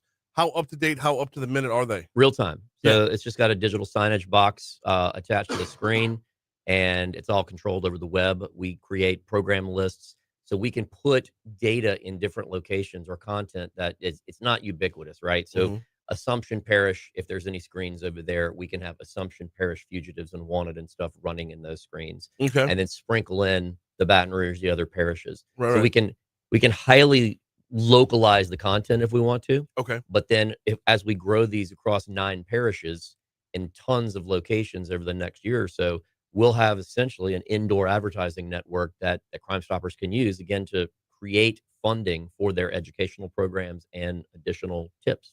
So I as I'm hearing it, basically anybody who's got a business that's open to the public, anybody who's got foot traffic would be a prime candidate for this. Right. 100%. I mean, the malls, the courthouse buildings, anywhere that there's large groups of people on a regular basis, and that it makes sense, right?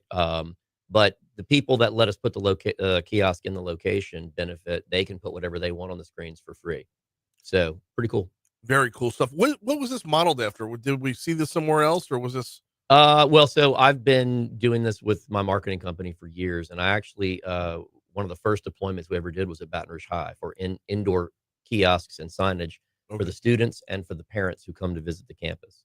And we did this like probably 12 years ago. Okay. And since then we've done that with other clients where, it's on an LCD, like say a salon or something like that, and you've got a captive audience. But in terms of what a kiosk can do, we can have touch interactive kiosks, we can have static kiosks, but it's just an extension of indoor signage, basically, just in a much different way. Let's talk about that interactivity, because I mean the whole point of Crime Stoppers is making sure that tips are coming in. Yeah, Brandy's obviously going to have control of the fugitives and all, so she can immediately get on like she does now and changes the most wanted fugitive. If they're arrested, she can pull them off and add new information real time, like Ned said. And it's great because the boxes catalog the data, or the content. So if you're in a location where the internet is spotty or something like that, once it gets to the box, it runs. It just needs electricity. Okay. So it'll never go off. And as soon as it sees internet, the content updates in real time if any changes have been made. Okay, so tips can be submitted at the kiosk. They can scan a QR code and go to the P3 tip app. Right. In the future, in certain locations, we'll probably have touch screens. So think of like maybe LSU Student Union or Southern Student Union or something. Younger people are going to want to touch it and interact with it and see stuff, but we'll give them a direct access to the anonymous tip app right from the screen. Absolutely love that. Implementation, how quickly can this turn around? They're expected to be delivered in the next couple of weeks. Deploying them takes basically trucking it where it's going, unloading it, plugging it into the wall, and go. Okay. The content build out, we've already started some of that because the screens are cool, but it's not just a full screen of content. The screen can be partitioned in different ways. So you can have a fugitive, you can have some ads around it, you can have educational content. It'll flip between news and weather. So we'll have a sports feed on there. We'll have a news feed, like a ticker and things like that. So it's really going to deliver a true content experience wherever it is, but it is a Crime Stoppers branded type of experience. Okay. If I'm, and apologize if I'm making a parallel that's not parallel, but like the video screens when you're going to pump your gas. 100%. Okay. Everything, just think of that. I mean, anytime you've been in like LaBerge, you've seen screens on the wall that advertise stuff. This screen right here behind us, I mean, that's digital signage. Okay. So what you can do on screens nowadays is basically the same as you can do on any computer and website. Very cool stuff. This is our Crime Stopper segment we do every Thursday, and talking with Deputy Chief Johnny Dunham and Ned Fasullo about what they've got going on. What else have y'all got going on right now? I know between those two things it's a lot, but well, we just actually had our National Crime Stoppers Conference in New Orleans. So yeah, it was in New Orleans. It was close, so it was easy to get to. And I do want to give a shout out to Bill Lockwood, who was given the board member of the year for all the Crime Stoppers across the country. Bill Lockwood. Really? Yeah. He was. That's my guy. Love me some Bill Lockwood. So we call him Dollar Bill because he's CPA, but Bill got the board member of the year award for all of Crime Stoppers USA. So I want to send a shout out to Bill for that. And we got to put on a presentation of our Beyond Bars choices and consequences. And we had the two inmates, Des and LA, there to talk to all the Crime Stoppers coordinators and executive directors from across the country about the program and how we work it and how it kind of helps get inroads into the school systems and actually holds the attention of the youth there. Yeah. So, and it had rave reviews and it actually was voted as the best presentation of the entire conference. So, very cool stuff. So Don and I, just for the listening audience, Don and I have talked about the Beyond Bars program before, but just for clarification, this isn't like a scared straight thing. This is it sounds a lot more emotional. It is. It's more emotional because both the inmates talk about their lives, the bad choices they made in their lives, and the fact that you can end up like them if you don't make good choices. So, Right. yeah, it's a little more emotional. It's not totally scared straight. It's similar in a way because you're just not bringing the kids to the prisons. Right. You're actually bringing the prisoners to the kids. And they're telling their story They're rather telling than their trying story. to. I mean, And a lot of kids can associate with their story. yes, and when it's not as over the top, it gets a lot more real. You're right. So, yeah, we're efforting to do this on the show at some point. And if any school, we'd love to get Des and LA in here to talk to you about it. But if any school or a youth program wants us to come out and schedule a time for Des and LA to talk to the kids, just call Crime Stoppers at 344-STOP or go online. I think soon we're going to have a form to fill out online for people to submit because we've gotten a lot of requests. We just want to be able. We want to expand this program. We want to help. What's it go the age wide. minimum on this? Because I mean, I know we can do as low as We're gonna start early. No, we're gonna go as low as middle school. So Okay. middle school and high school right now. Yeah. The 344-STOP is the phone number, 344-STOP for Crime Stoppers overall. And we'll get back to catching some bad guys next week. In the meanwhile, thank you all so much for a couple minutes this morning. Talk about what's coming up. Give us the website one more time for the Sinatra. So tickets for Holiday Sinatra are at holidaysinatra.com. So if you love Crime Stoppers and supporting them, go buy some tickets and have a great evening on December 6th at the LSU Theater. Very good stuff. Thank you all so much for a couple minutes. Thank you. We are coming up on Your Money Now, which is at 7:50 here at Talk 107.3 FM. On the back end of Your Money Now, it'll be time to we'll keep it moving forward right here on Talk 107.3.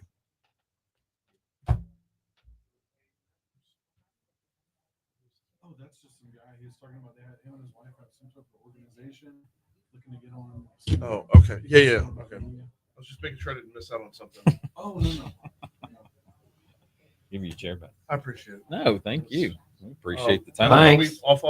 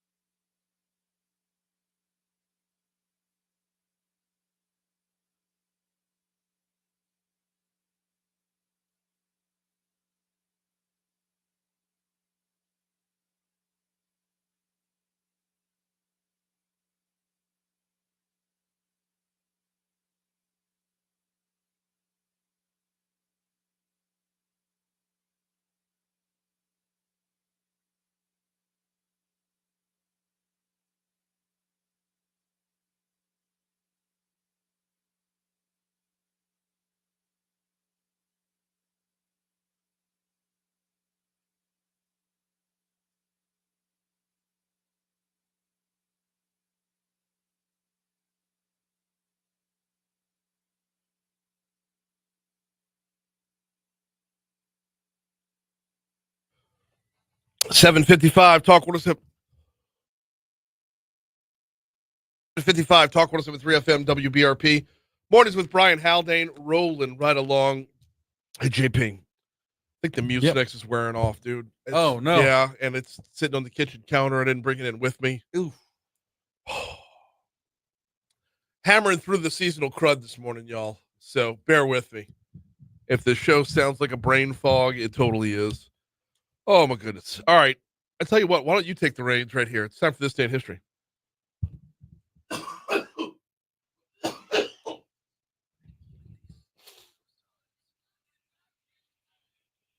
Oh. All right. Let's start in 1811. Why not?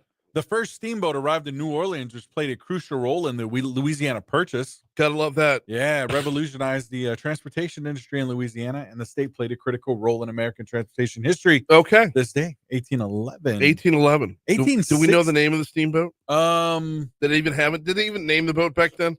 I don't even see a name. Just Okay. yeah. Number one, Uno Steamboat. 1860. Abraham Lincoln becomes the 16th president of the U.S. Awesome. 1917, the Bolshevik Revolution begins. Yup. Yeah. Oof, man. Let's see. 1917, New York State adopts a constitutional amendment giving women the right to vote in state elections. Okay. All right. Let's go. 1917. Gotta love it. 1961, Jimmy Dean started his 5-week run at number one with Big Bad John.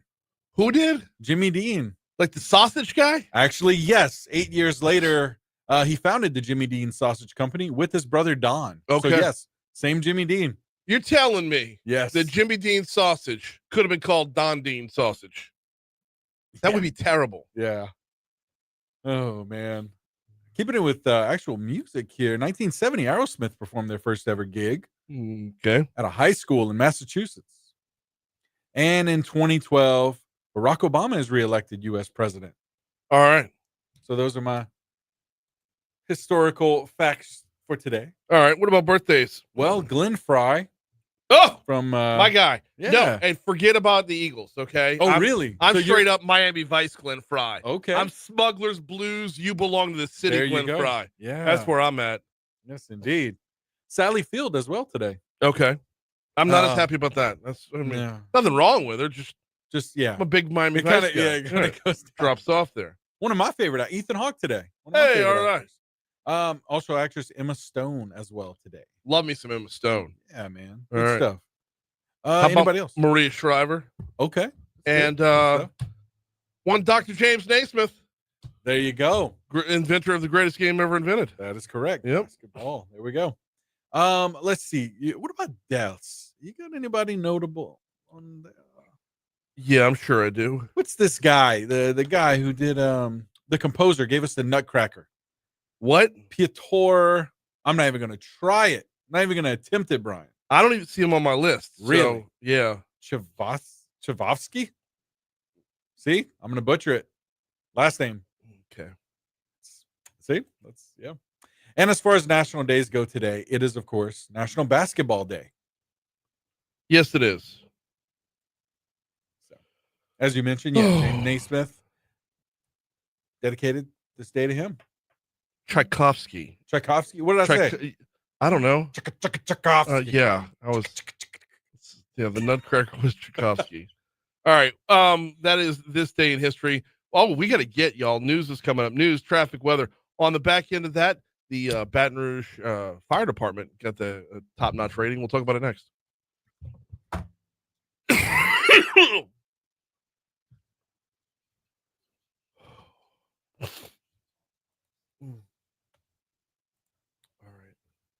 All right, how y'all doing? Come on in. I got news, but we got you right after news.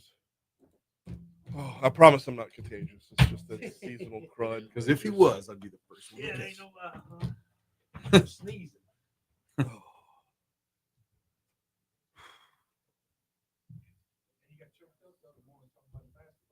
I did.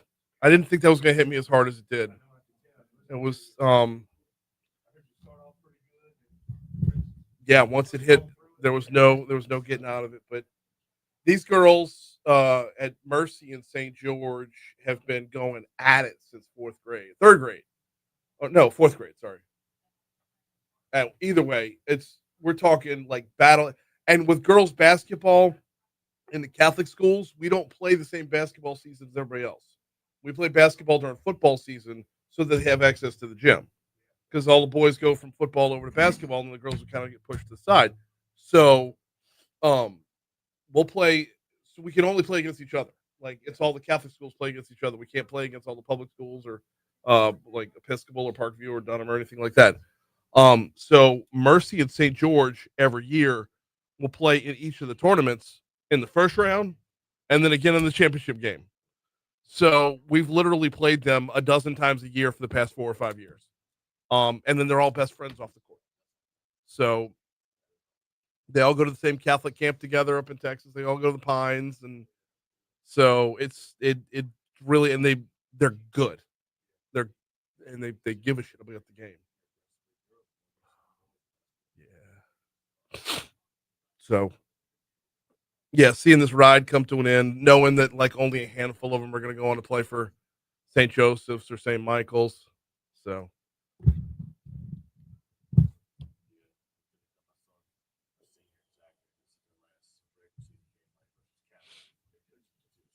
okay. Yeah. And I don't know if I'm gonna have the same with my boy because he's like when my older daughter was done, we didn't real like she tried out at SJA, didn't make the team, worked with a trainer all year, tried it again, made the summer team, and then got picked to go on a Catholic leadership encounter. So she missed half the summer league, so she got cut again. Like didn't it didn't hit me then, and then I don't know why, but well, her eighth grade year was COVID, so we didn't get the whole yeah.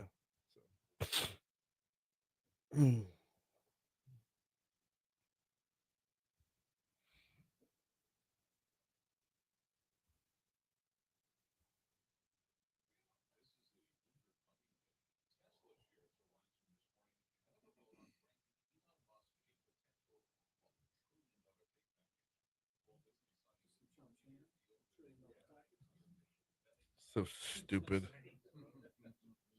Just such a stupid number.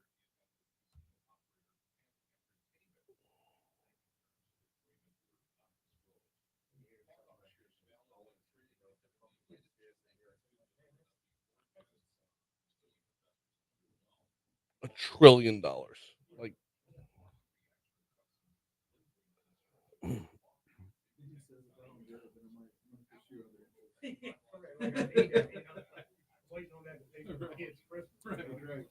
I don't get it.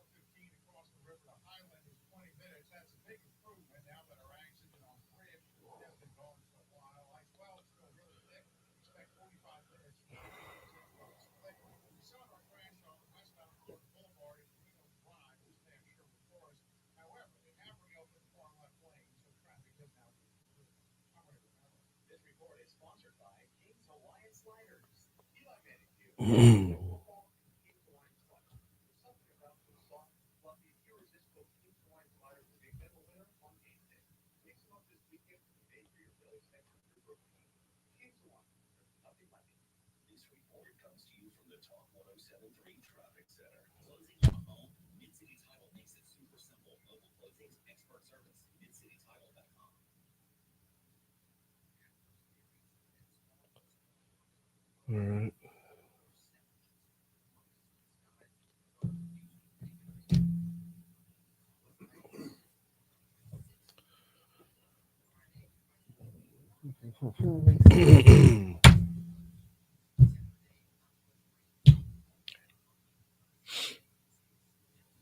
They're early.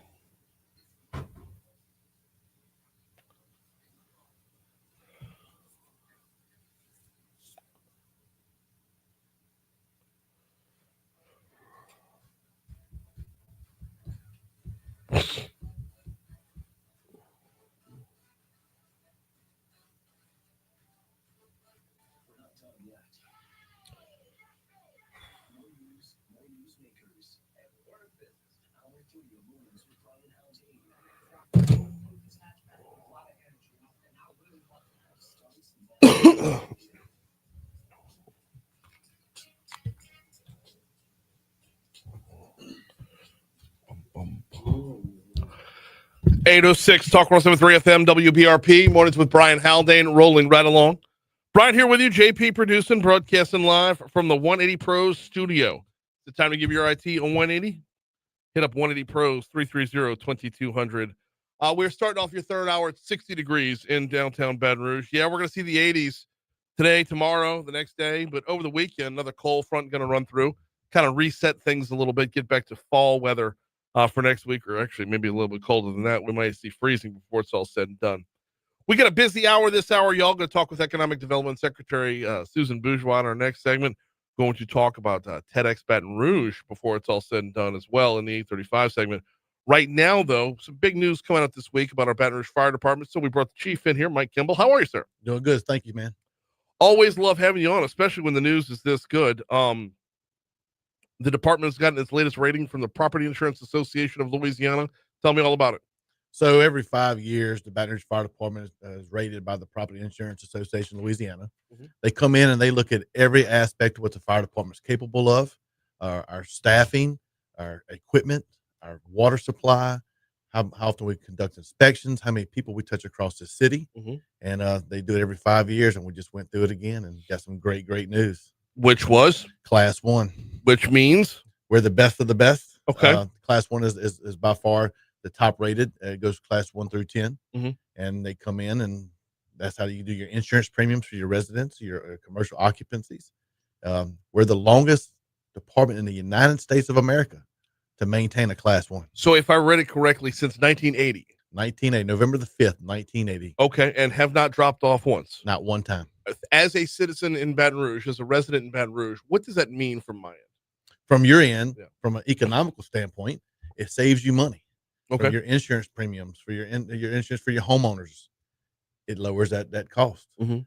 From the public safety side, that means you're getting the best possible care and service through the fire service that the state can provide you. Baton Rouge Fire Chief Mike Kimball's in with us talking about the Property Insurance Association of Louisiana rating, Class 1 since 1980. Let's talk about what goes into the prep for this, because I know it's not like a matter of studying for the test, but at the same time, the prep for this is the prep for real life. That's a fact. It's us, the amount of training that our brave men and women go through on a daily basis. When a firefighter comes to work, they respond to emergencies, but they also have to conduct training. Mhm. We do training every single day. All that plays into this. How quick we respond to an incident.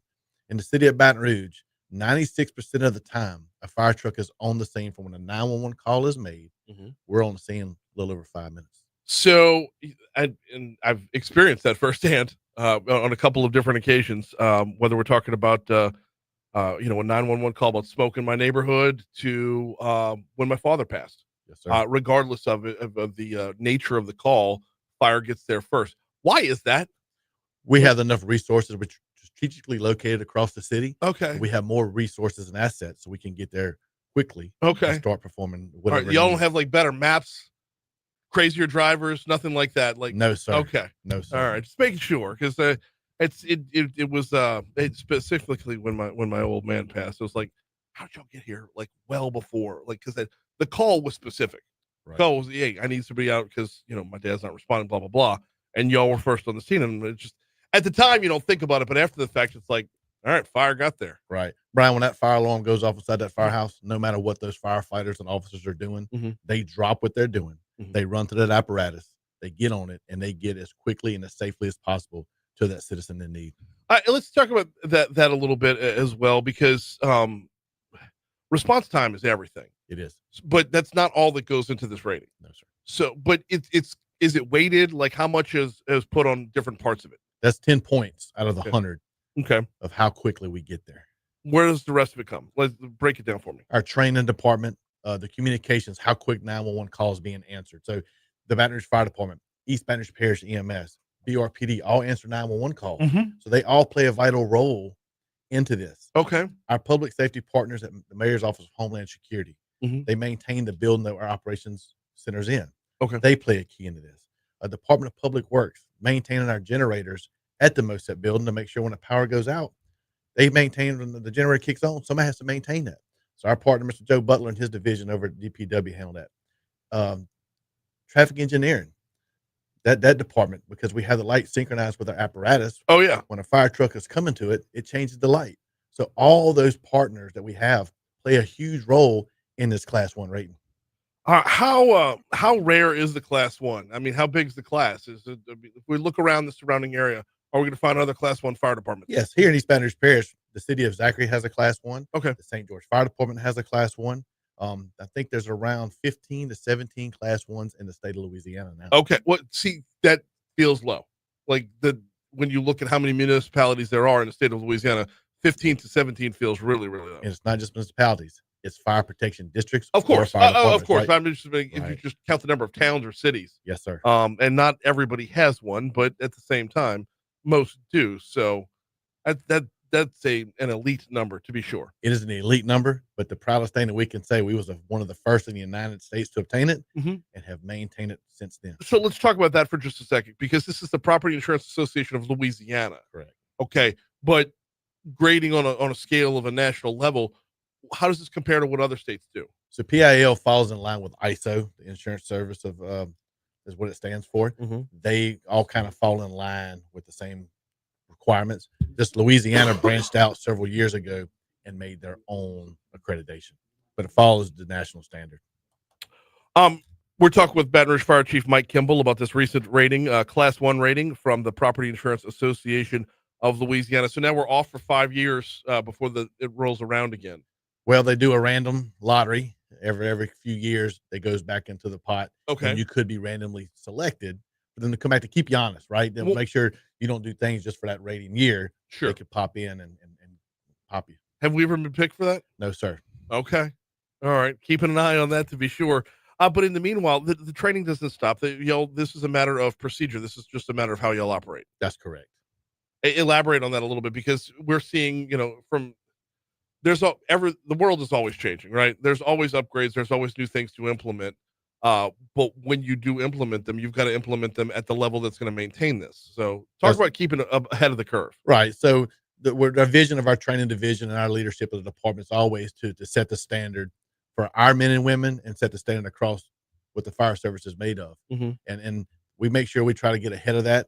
Our department, we have 580 people. It takes a while to touch every single one of them to get the training done. So over about a month, it takes us to implement new procedures and new training techniques that we've obtained through different classes or different opportunities. You did mention that this does cross over to other departments as well, because all calls that go into 911 and whatnot. How important is the communication back and forth to make sure that we're stay above board? It's key, and we have those discussions and have the partnerships to make sure that our men and women have what's needed, the tools, the capabilities, but having the personal relationships that I can call Miss Cindy Pennington over at Traffic Engineering, Mr. Fred Rayford, all the different departments we have those first name relationships, and that makes it key. We got to be careful right now, because we were talking about Fred during we did a segment on the budget earlier, and if you mention his name 3 times, he shows up. So we can't say his name anymore, because he's probably needed somewhere else a lot more than he's needed here. So we'll just call him. We'll just say Fred. Don't say the last name. Yes, sir. We had 2 minutes left with Mike Kimball talking about this most recent rating. Walk me through from top to bottom within the department. The guys have to have buy-in on this as well. No doubt. The men and women, they're the ones that earn this Class 1, not the administration. That's my bad. I said guys, not men and women. I apologize. But your firefighters and your officers and chief line officers across the department, that's who makes this up. They're the ones out there every single day responding to these emergencies, conducting the training, maintaining the information that was required to keep this Class 1. And they have bought into it. They understand what that means for the department and them as individuals. Is this harder to maintain with a larger department, or because the bigger the department, the more room you have for error? Is it harder to maintain the bigger you are? I want to tell you that it's very hard, because again, they look at every single person's training. I got 580 people. Right. That means they have to attend every training. Every hour counts. Right. And they look at what the requirement of training hours. They have to obtain it. They have to obtain all the equipment. It's a lot. The more resources you have, the more people you have to deal with. He is Baton Rouge Fire Chief Mike Kimball. I greatly appreciate a couple minutes this morning. You're on the clock 5 years from now, or until the pops around. So But we've been very fortunate. We've had good luck, good appreciation, and good partnerships with the mayor's office, throughout this time since 1980s. And Mhm. without the mayor's administration, the council members to support this, Oh, that they're key in this as well. and that's what I was alluding to that earlier with like the buy-in isn't just within the rank and file. The buy-in's got to be throughout from the person that answers the 911 call to the person who employs the person who answers the 911 call. It's a team effort. 100% team effort. Mike, always appreciate the time. Thank you. We're at 8:15 at Talk 107.3 FM. Quick break. We got Susan Bourgeois next. Did I miss anything? Of course, always. Kill the mice.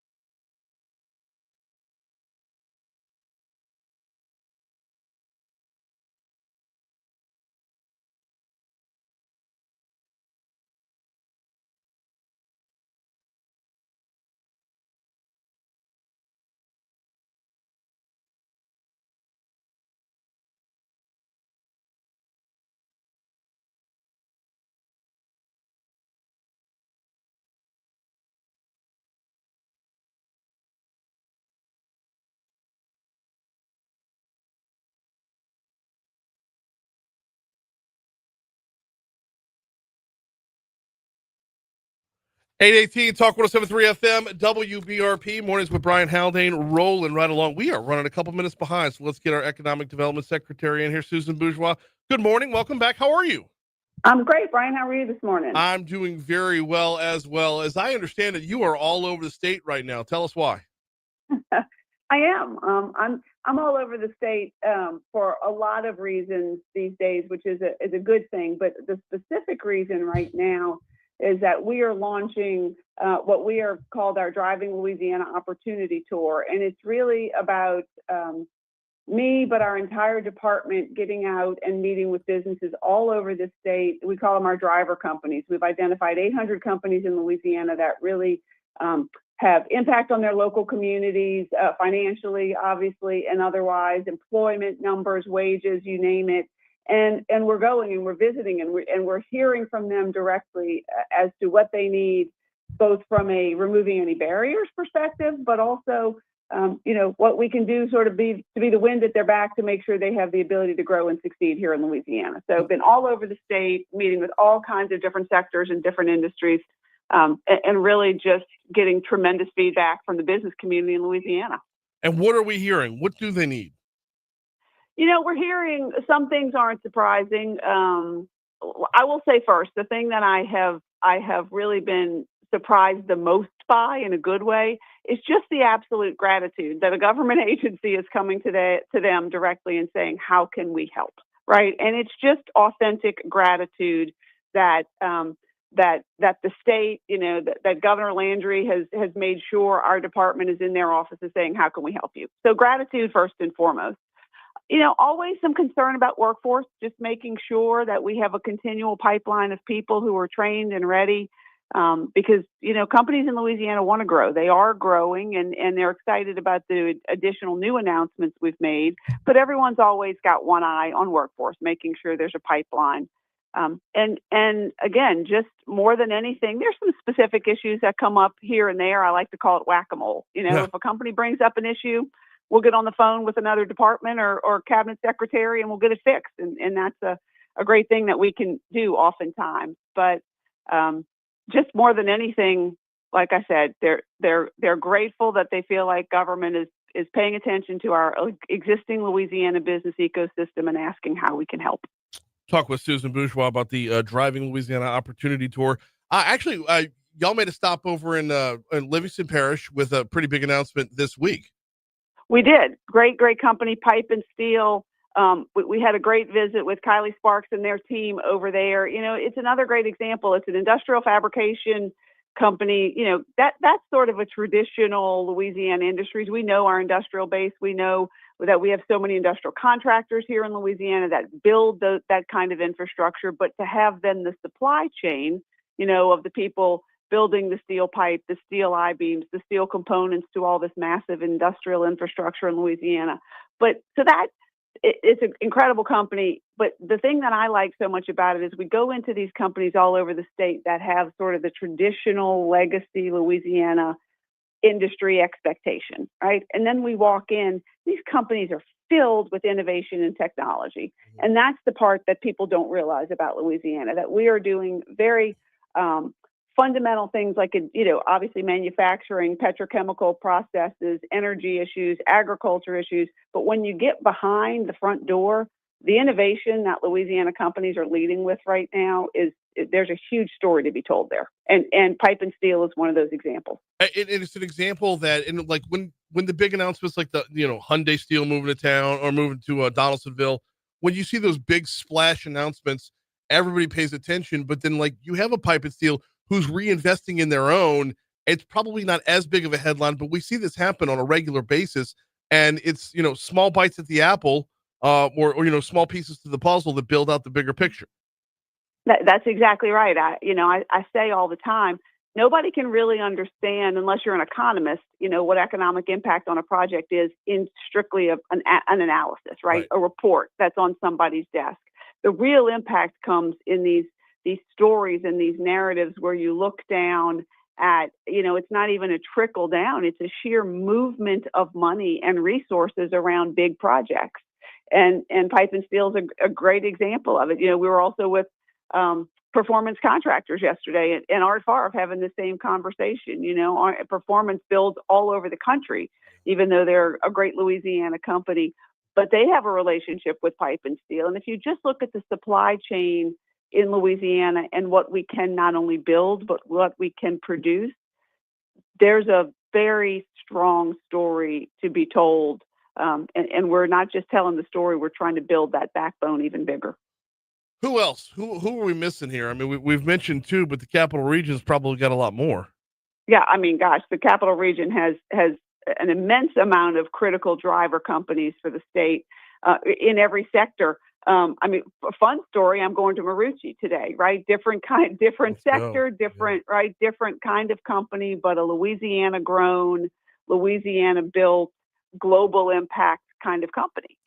So again, another great part of this that surprises people, and it just makes the narrative that much richer.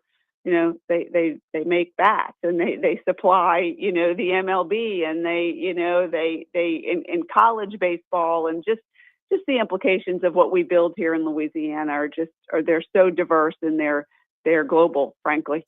No, they are. And we seem to catch lightning in a bottle every so often. Whether you're talking about Marucci or, they're a lot longer established now, but Barbecue Guys, up Airline Highway. That's another world-renowned name that's in our own backyard. What can we do to replicate that, to catch lightning in a bottle and reproduce it?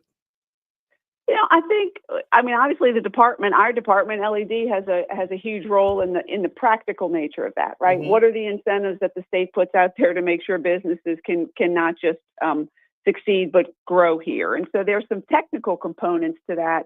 But one of the things I continue to challenge everyone with, Brian, and you've been a great champion of this as well, is that we as Louisianians have a responsibility to tell the story and to tell the positive side of the story. We have a bad habit here in our state. And look, I'm born and raised in this state, and I love Louisiana. It's why I'm doing the job I do.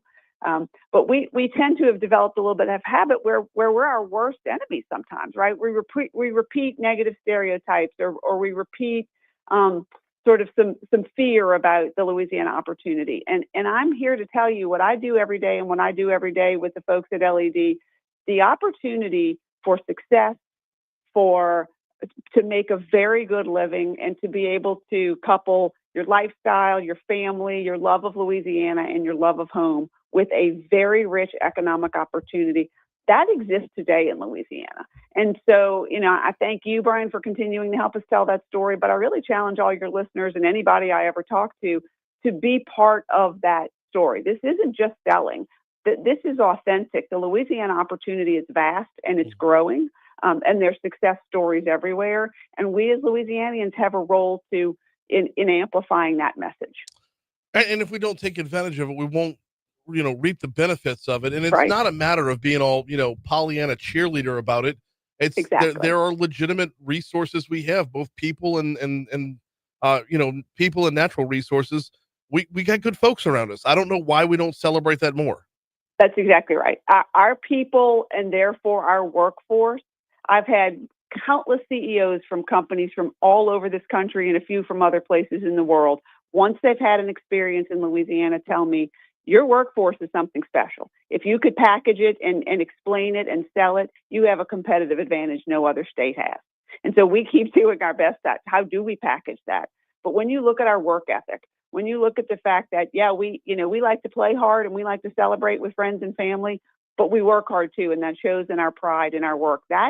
That workforce component, coupled with our culture and kind of who we are as a people, speaking of lightning in a bottle, that's real. And we need to both take advantage of it, but we also need to talk about it. All right, we got about 2.5 minutes left with Susan Bourgeois, and I probably should have pushed this all the way back to the end of the segment, but the tour goes all around the state. So step outside of the capital region. Give me a highlight from another region or two.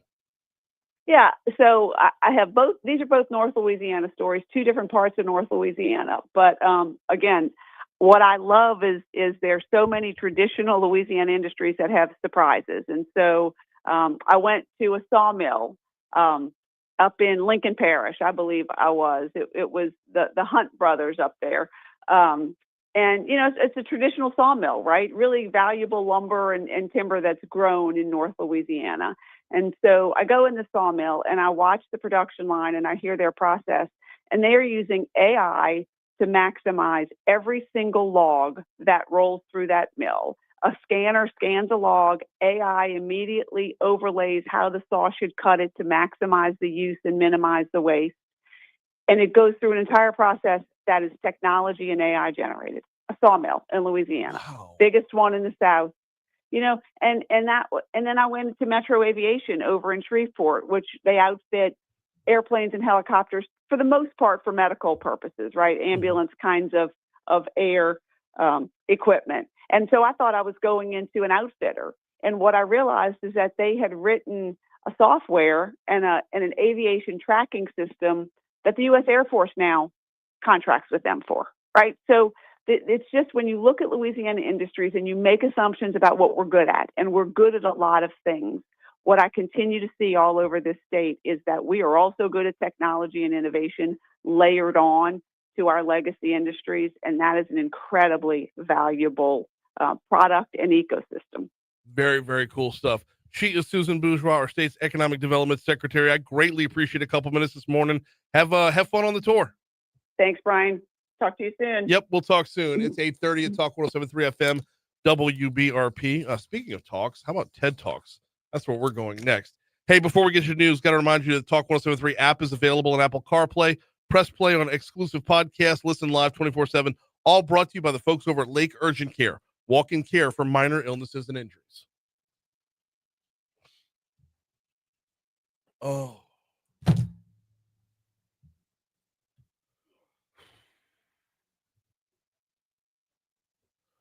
All right, guys, I'm so sorry. Like, I have not interacted at all today.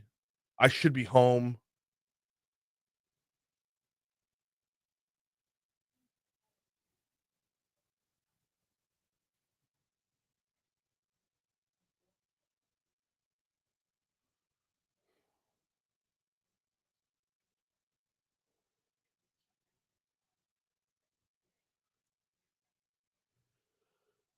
Oh.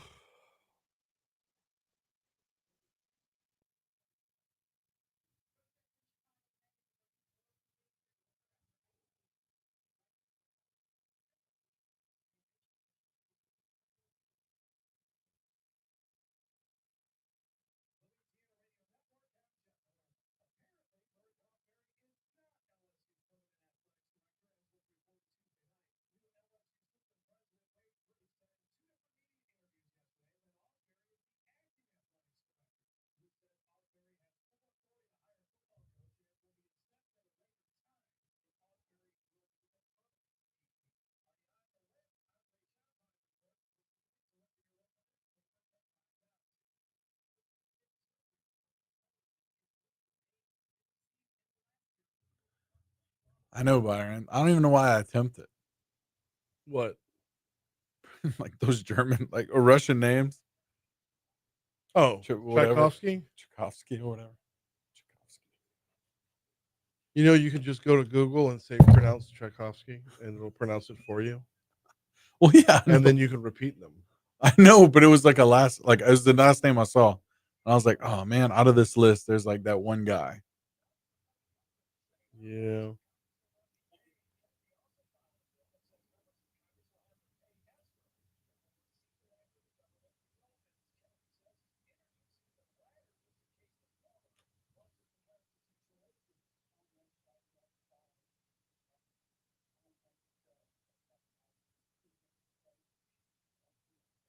On with those John Kennedy cuts for the last segment of the show.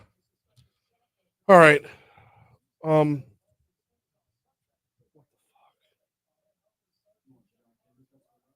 last segment of the show. Hello? God damn it. My phone number's out there.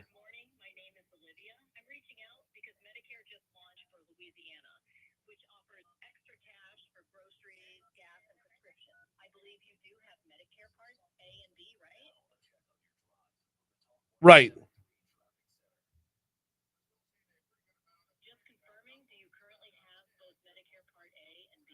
Yes. I don't. Yes.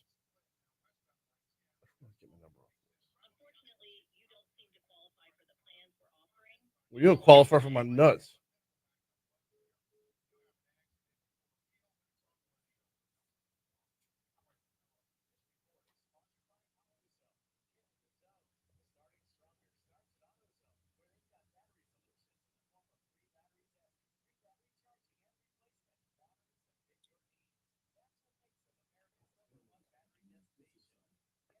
Yeah.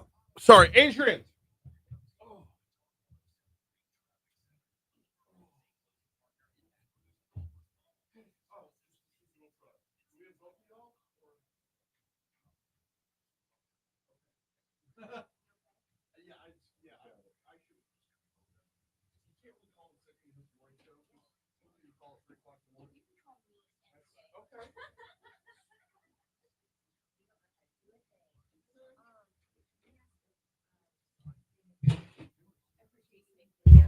Of course.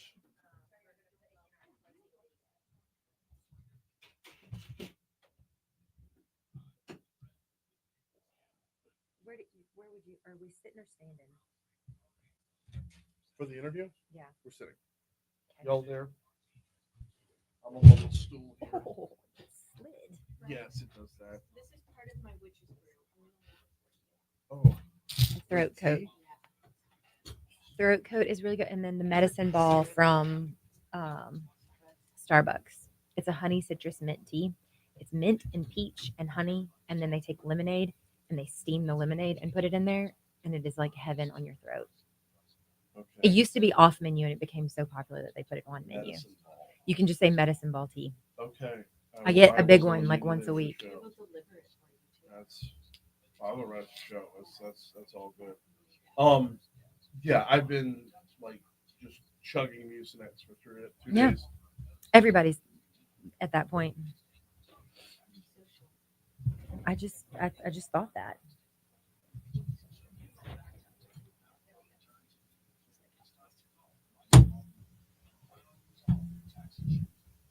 How close? You won't be on it. You'll be on it. Yeah.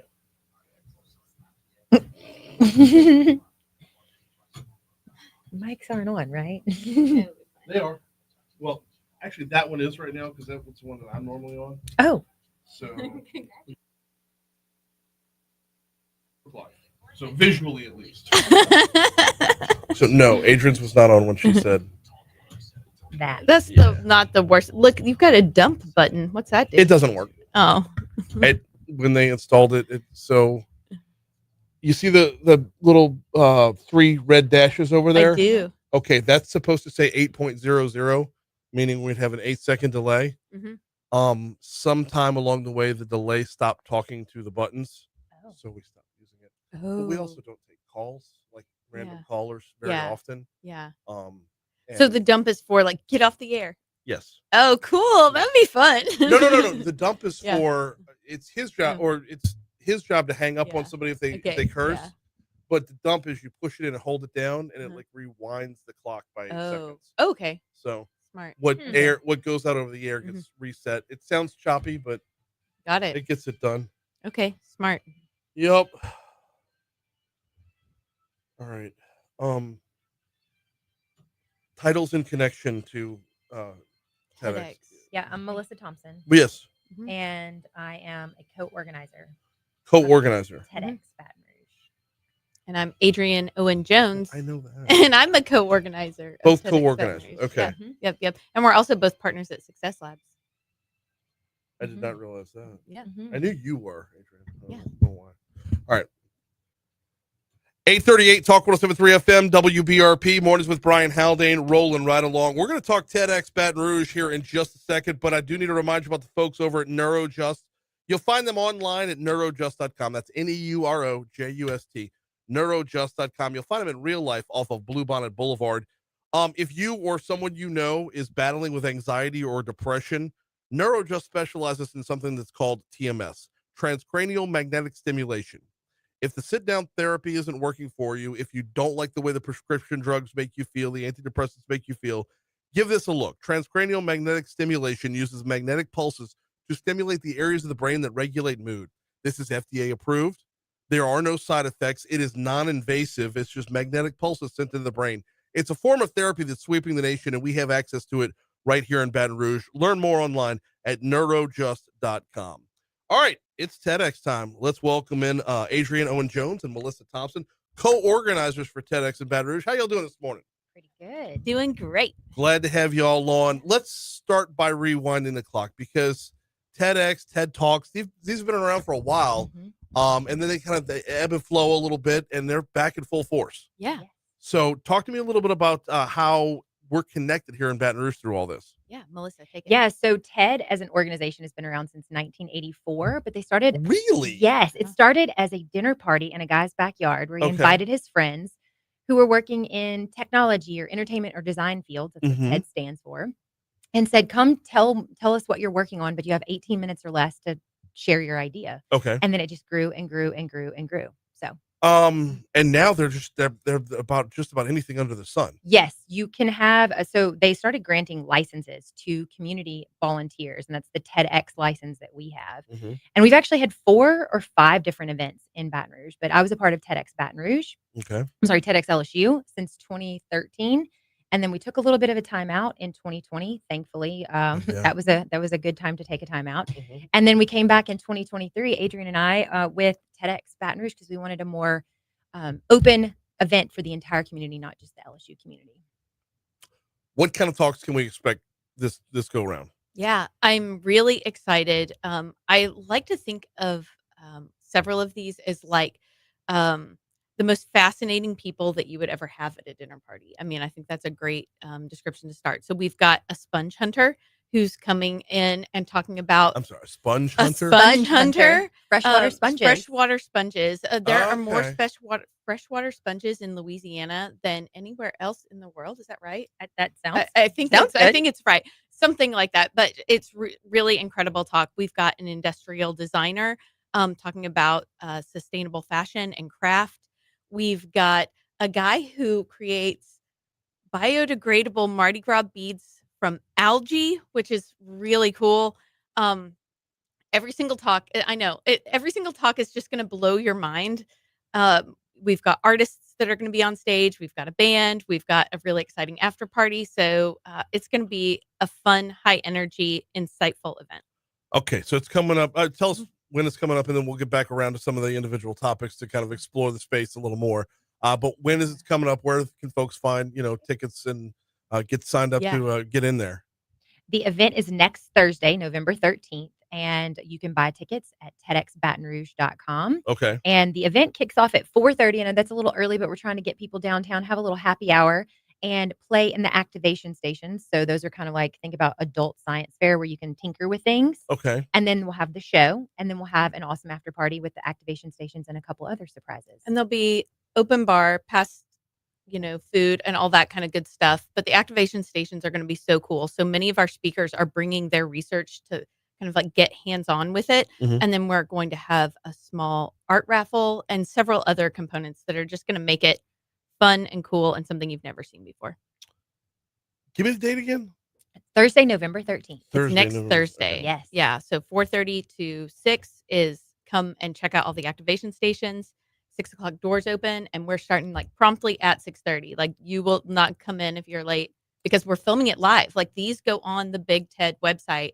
These go on YouTube. These live in perpetuity as really incredible talks. We've had viral talks that Melissa's organized in the past that have generated millions of views. How do you go about like formulating the lineup here? How do you go about like putting together, the who and the That's and the a what and the really why? hard process. Yeah. It's So so we laborious. start about a year out from the event, Mhm. just having conversations, reading magazines, figuring out who's doing cool things in our community.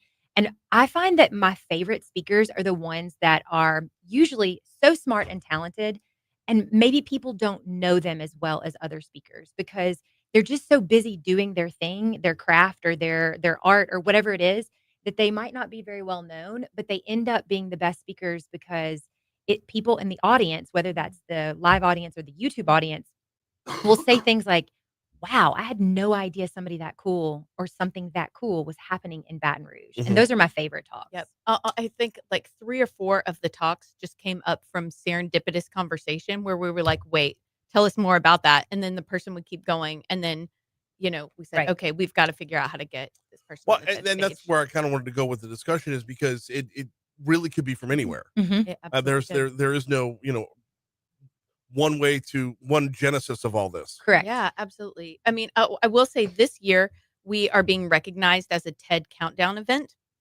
So Big TED selected 19 cities to be anchor events for TED Countdown. So of 19 cities in the entire world, Baton Rouge is one of them. Mhm. And that means that all of our talks this year are focused on the changing climate and what is the meaning of that, what are the impacts of that, and what are the solutions around that. So every single talk has some tie back to how people are adapting and finding solutions around a changing climate. All right, let's talk a little bit about that in particular because what I'm looking at with the list of speakers, you wouldn't necessarily associate with Yeah. a changing climate. Specifically, where was she? Dr. Veronica Gillespie Bell, Yes. a maternal health advocate, illuminating how climate change magnifies risks for mothers and babies. Like, where do you pull an 18-minute talk out of that? Yeah. So we like to have 10 to 12-minute talks because Okay. our attention spans are not as long as they used to be. Okay. But so that's number one. Number two, Dr. Gillespie Bell is a fascinating human. She is brilliant. She's an OBGYN by trade, Mhm. but is also the director of the after a woman dies and she is pregnant, they do a review and they look at everything that happened to make sure that it can never happen again. And we already know that healthcare in Louisiana is not the best, and maternal mortality rates are some of the worst in the country. And when we look at what is contributing to health outcomes or even deaths that happen with pregnant women, or just more stress on the baby and mom while she's pregnant, some of those are heat related. Okay. And we had in Louisiana, we had more than 2 months of dangerous heat this past year.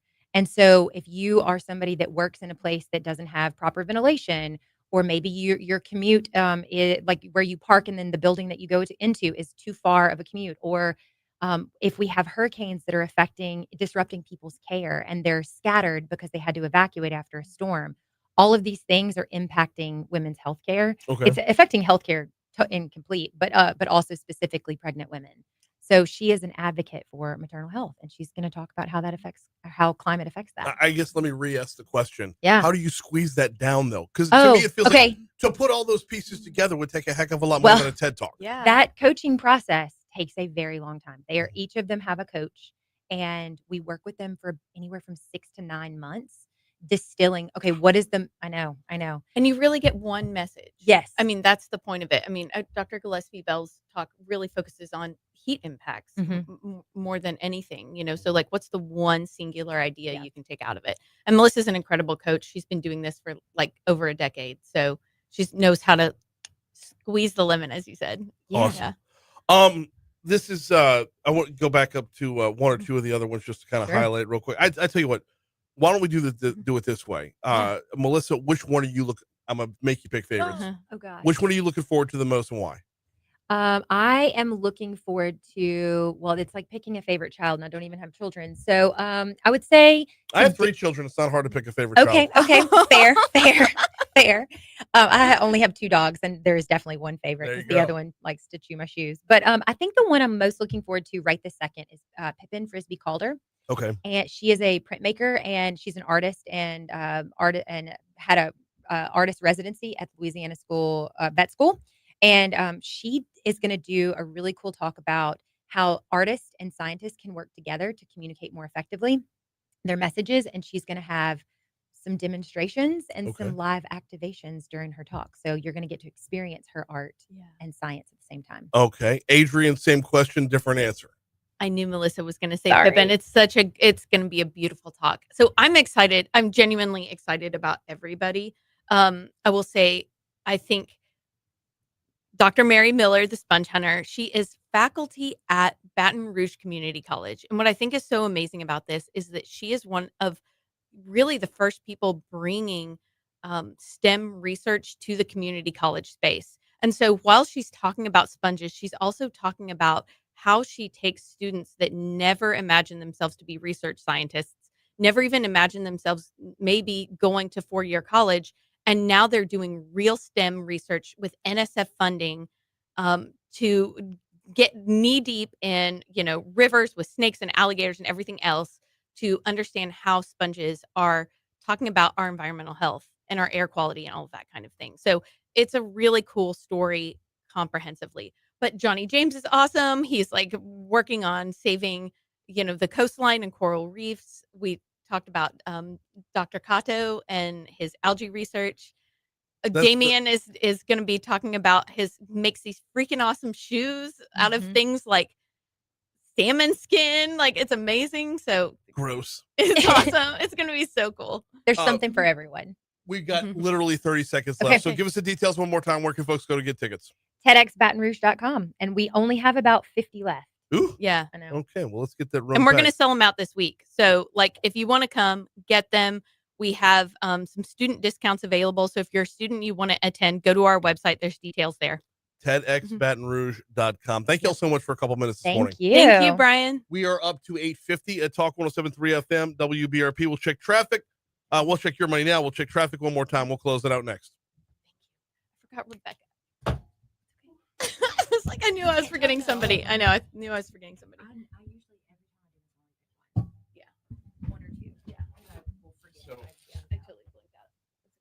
Brian, thank you so much. I can't. Yeah, I already know that I can't. I'm sorry. If you want to come, boys you're basketball. welcome too. As girls basketball, Okay, as good. boys basketball, we'll get started.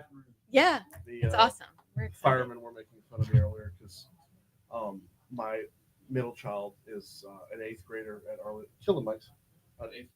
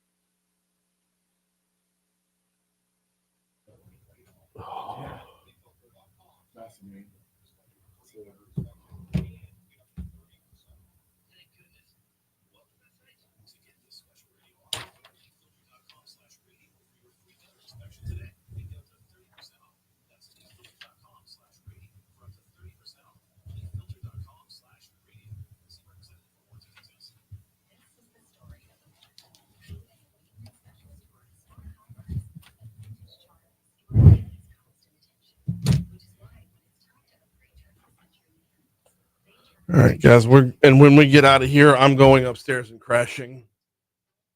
I feel like utter dog shit, and it hadn't been a bad show. It had been a great show, but it hadn't been a bad show. Susan Bourgeois is like, she's my energy drink. Yeah, man.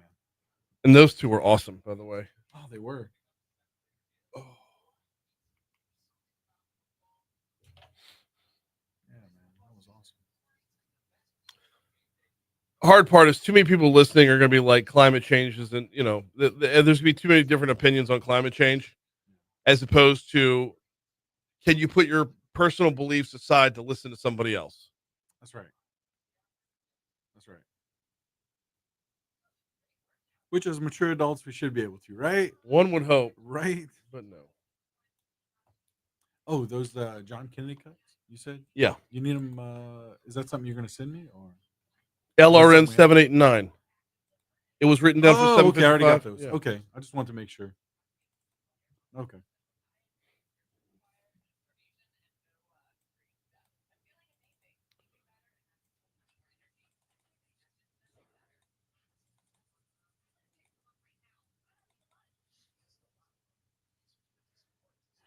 Don't let me down.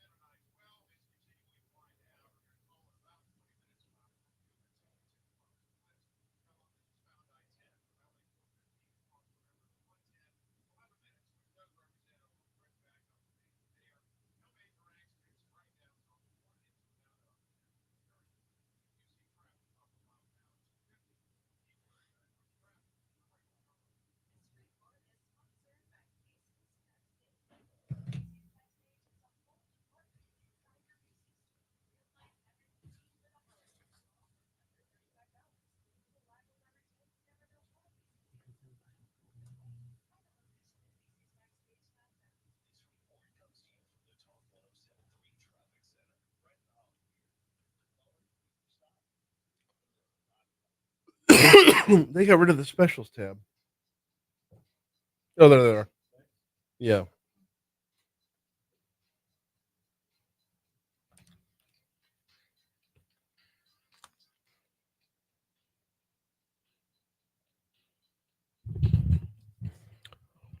Do you drive a European vehicle? Is your check engine light on? Get a free check engine light scan over at vexeuropean.com.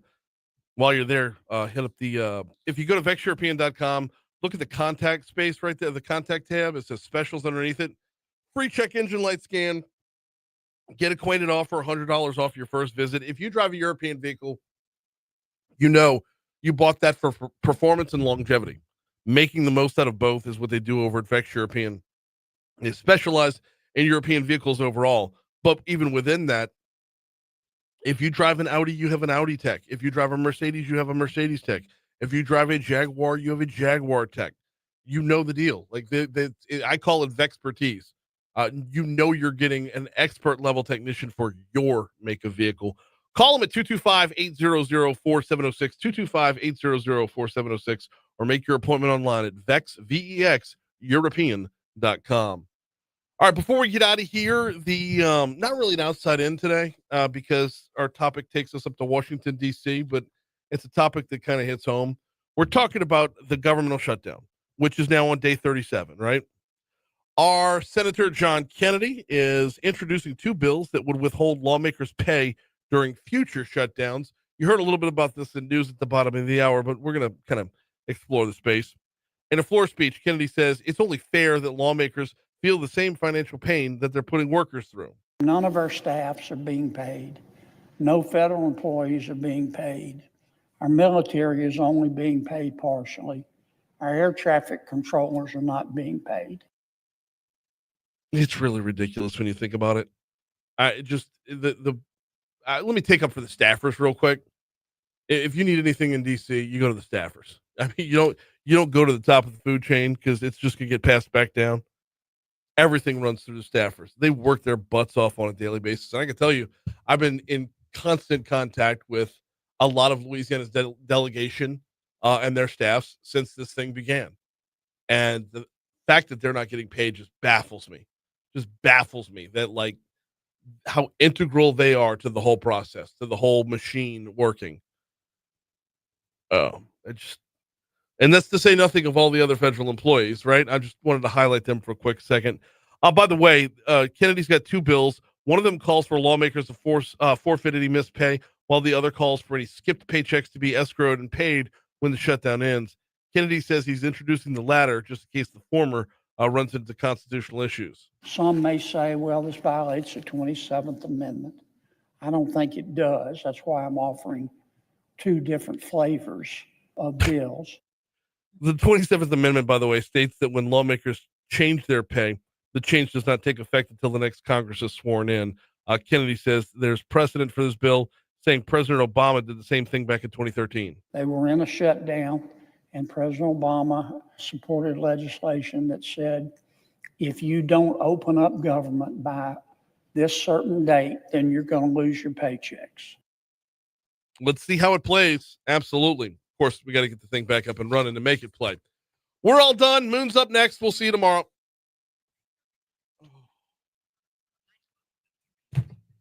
All right, guys. I got to roll. We will see y'all tomorrow. Hopefully, I'll be feeling better.